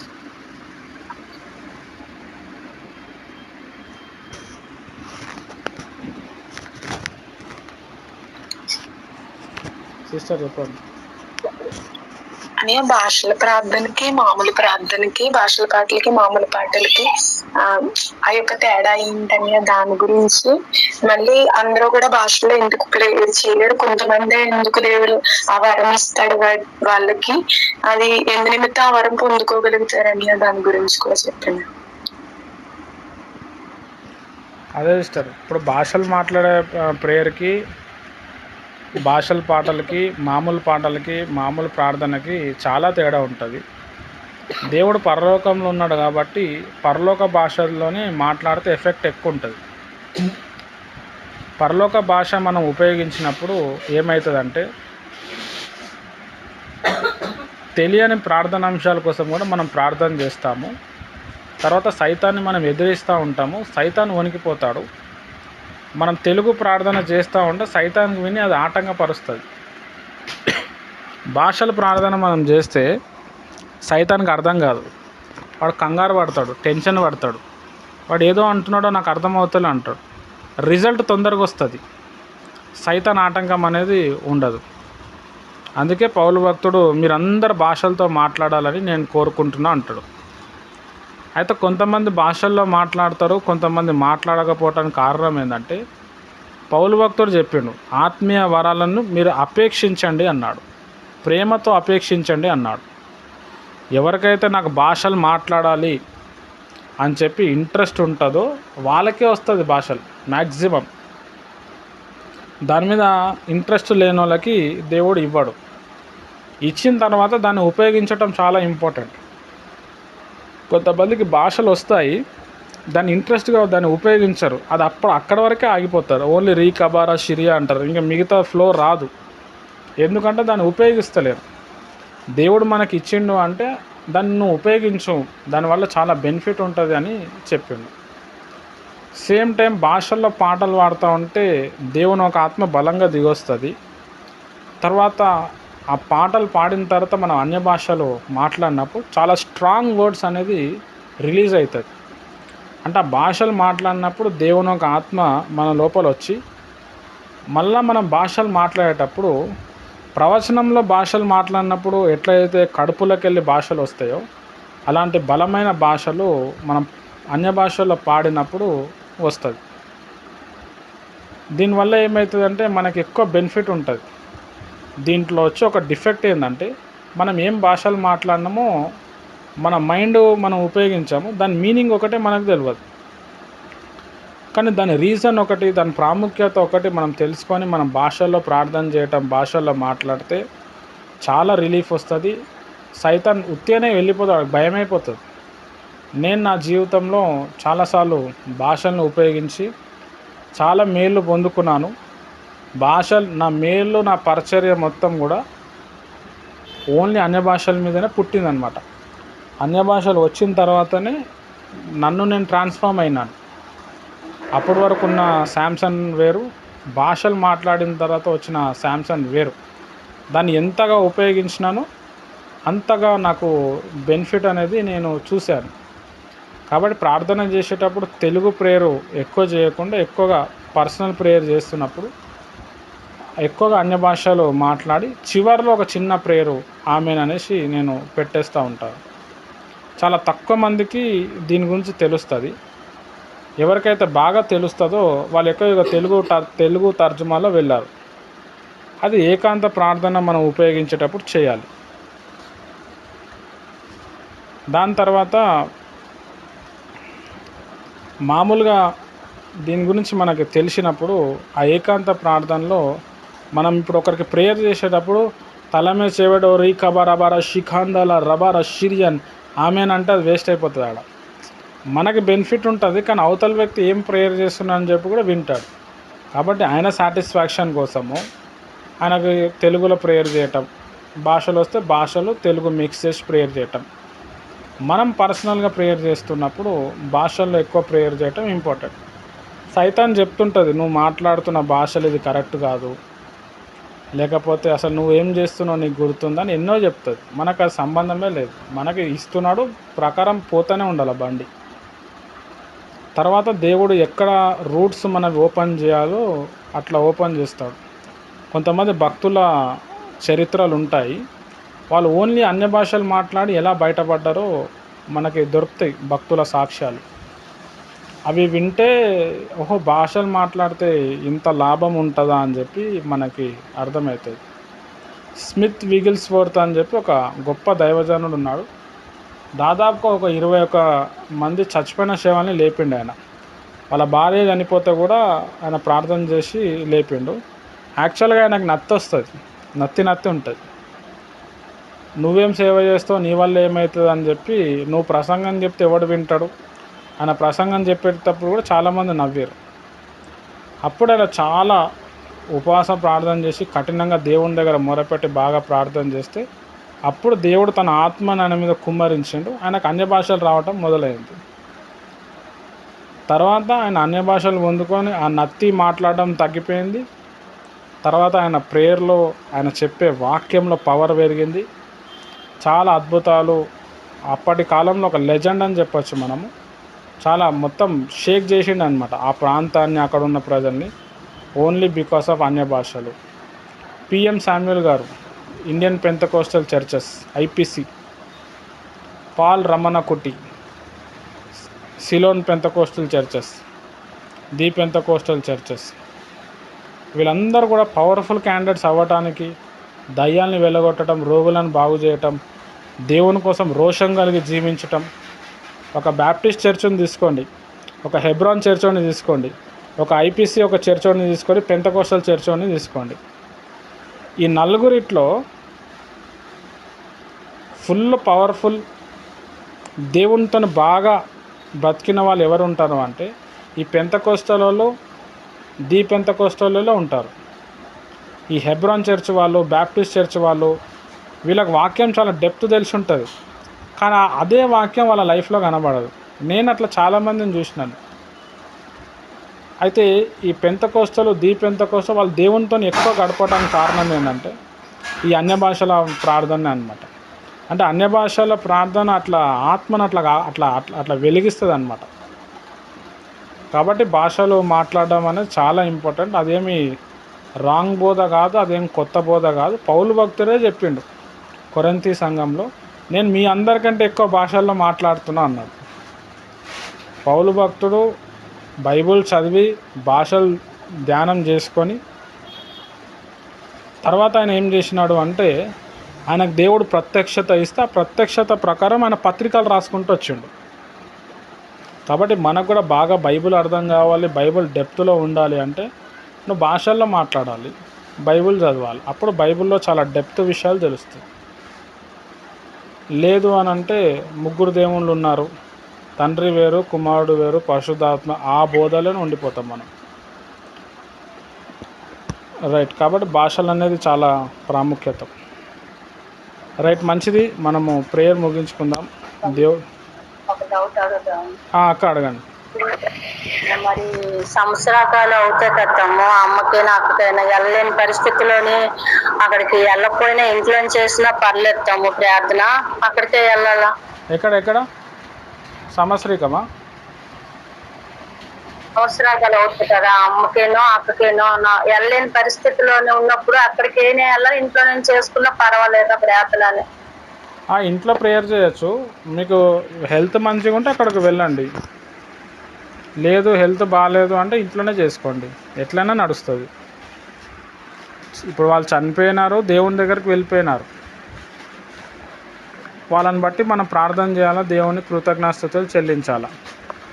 అక్కడ పోతే నలుగురు పరిచయం అవుతారు, కలుస్తారు, ప్రేయర్ చేస్తాం. లేదు అని అంటే మనకు హెల్త్ బాగాలే, డబ్బులు లేవంటే ఇంట్లోనే చేసుకోవటం బెస్ట్, అంతే. అదే అడుగుదాము. ఓకే, ఇంకెవరికైనా డౌట్ ఉందా లేకపోతే ప్రేయర్ క్లోజ్ చేసేద్దామా?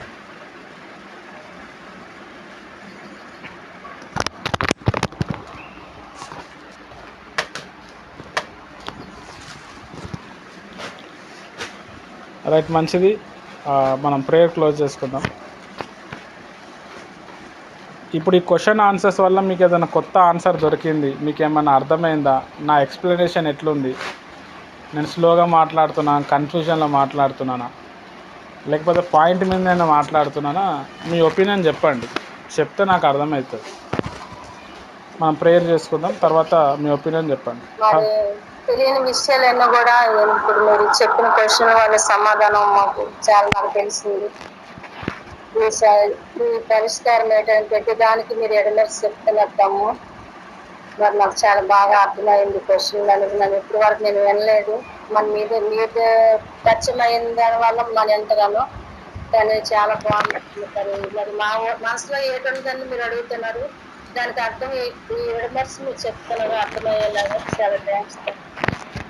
ఓకే, సాయంత్రం సండే ప్రతి సాయంత్రం 5:30 నుంచి 7 గంటల వరకు ఉంటుంది. ఈ వారంలో ఏమైనా క్వశ్చన్లు ఉంటే మీరు రాసుకోండి. మళ్ళీ ఆ రోజు మీరు అందరికీ చెప్తే వాళ్ళకు కూడా క్వశ్చన్ అర్థమవుతుంది. అప్పుడు దేవుడు ఏదైనా ఆన్సర్ ఇస్తే నేను మీతోని పంచుకుంటాను. ప్రేయర్ చేసుకుందాము.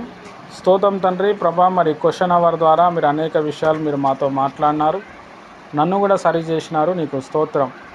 అందరినీ మీరు బలపరచండి. రేపు జరగబోతున్న మారు మనసు ప్రార్థనలో అందరూ కూడా ప్రభా కనెక్ట్ అయ్యేటట్టు కృప అనుగ్రహించు. వాళ్ళు ఏకాంత ప్రార్థనలో భారం కలిగి ప్రార్థన చేయుటకు మీరు అద్భుతం జరిగించు. సైతాన్ చీకటి శక్తులని కూల్చివేసి ఈ ప్రార్థనకు మీరు జవాబు ఇచ్చి అందరూ కూడా సత్య అన్వేషకులుగా మారుట కృపదయిచి సత్యమందు వీరిని ప్రతిష్ఠించి నీ నామాన్ని మహిమ తెచ్చుకోమని యేసుక్రీస్తు నామంలో ప్రార్థిస్తున్నాను తండ్రి, ఆమేన్. ప్రభు అయిన యేసుక్రీస్తు కృప, తన యొక్క పరిశుద్ధ ఆత్మ సహవాసం ముఖ్యంగా మీకు సదాకాలం తోడే నడిపించును గాక. ఆమేన్. ఇప్పుడు నేను చెప్తున్న ఎక్స్ప్లెనేషన్ మీకు ఎట్లుంది? మీరు అడిగిన క్వశ్చన్కి మీరు సాటిస్ఫై అవుతున్నారా, అవుతలేదా, లేకపోతే ఇంకా కన్ఫ్యూజన్ వస్తుందా? మీరు ఓపెన్గా చెప్పడానికి ప్రయత్నం చేయండి. Thank you. ఇప్పుడు నేను మాట్లాడినా కాబట్టి ఇప్పుడు మీరు మాట్లాడండి. తౌడమ్మక్క గారు మాట్లాడేశారు, చాలు. Thank you. ఇంకా మిగతా వాళ్ళు చెప్పండి, మీకు ఎట్లా అనిపించింది?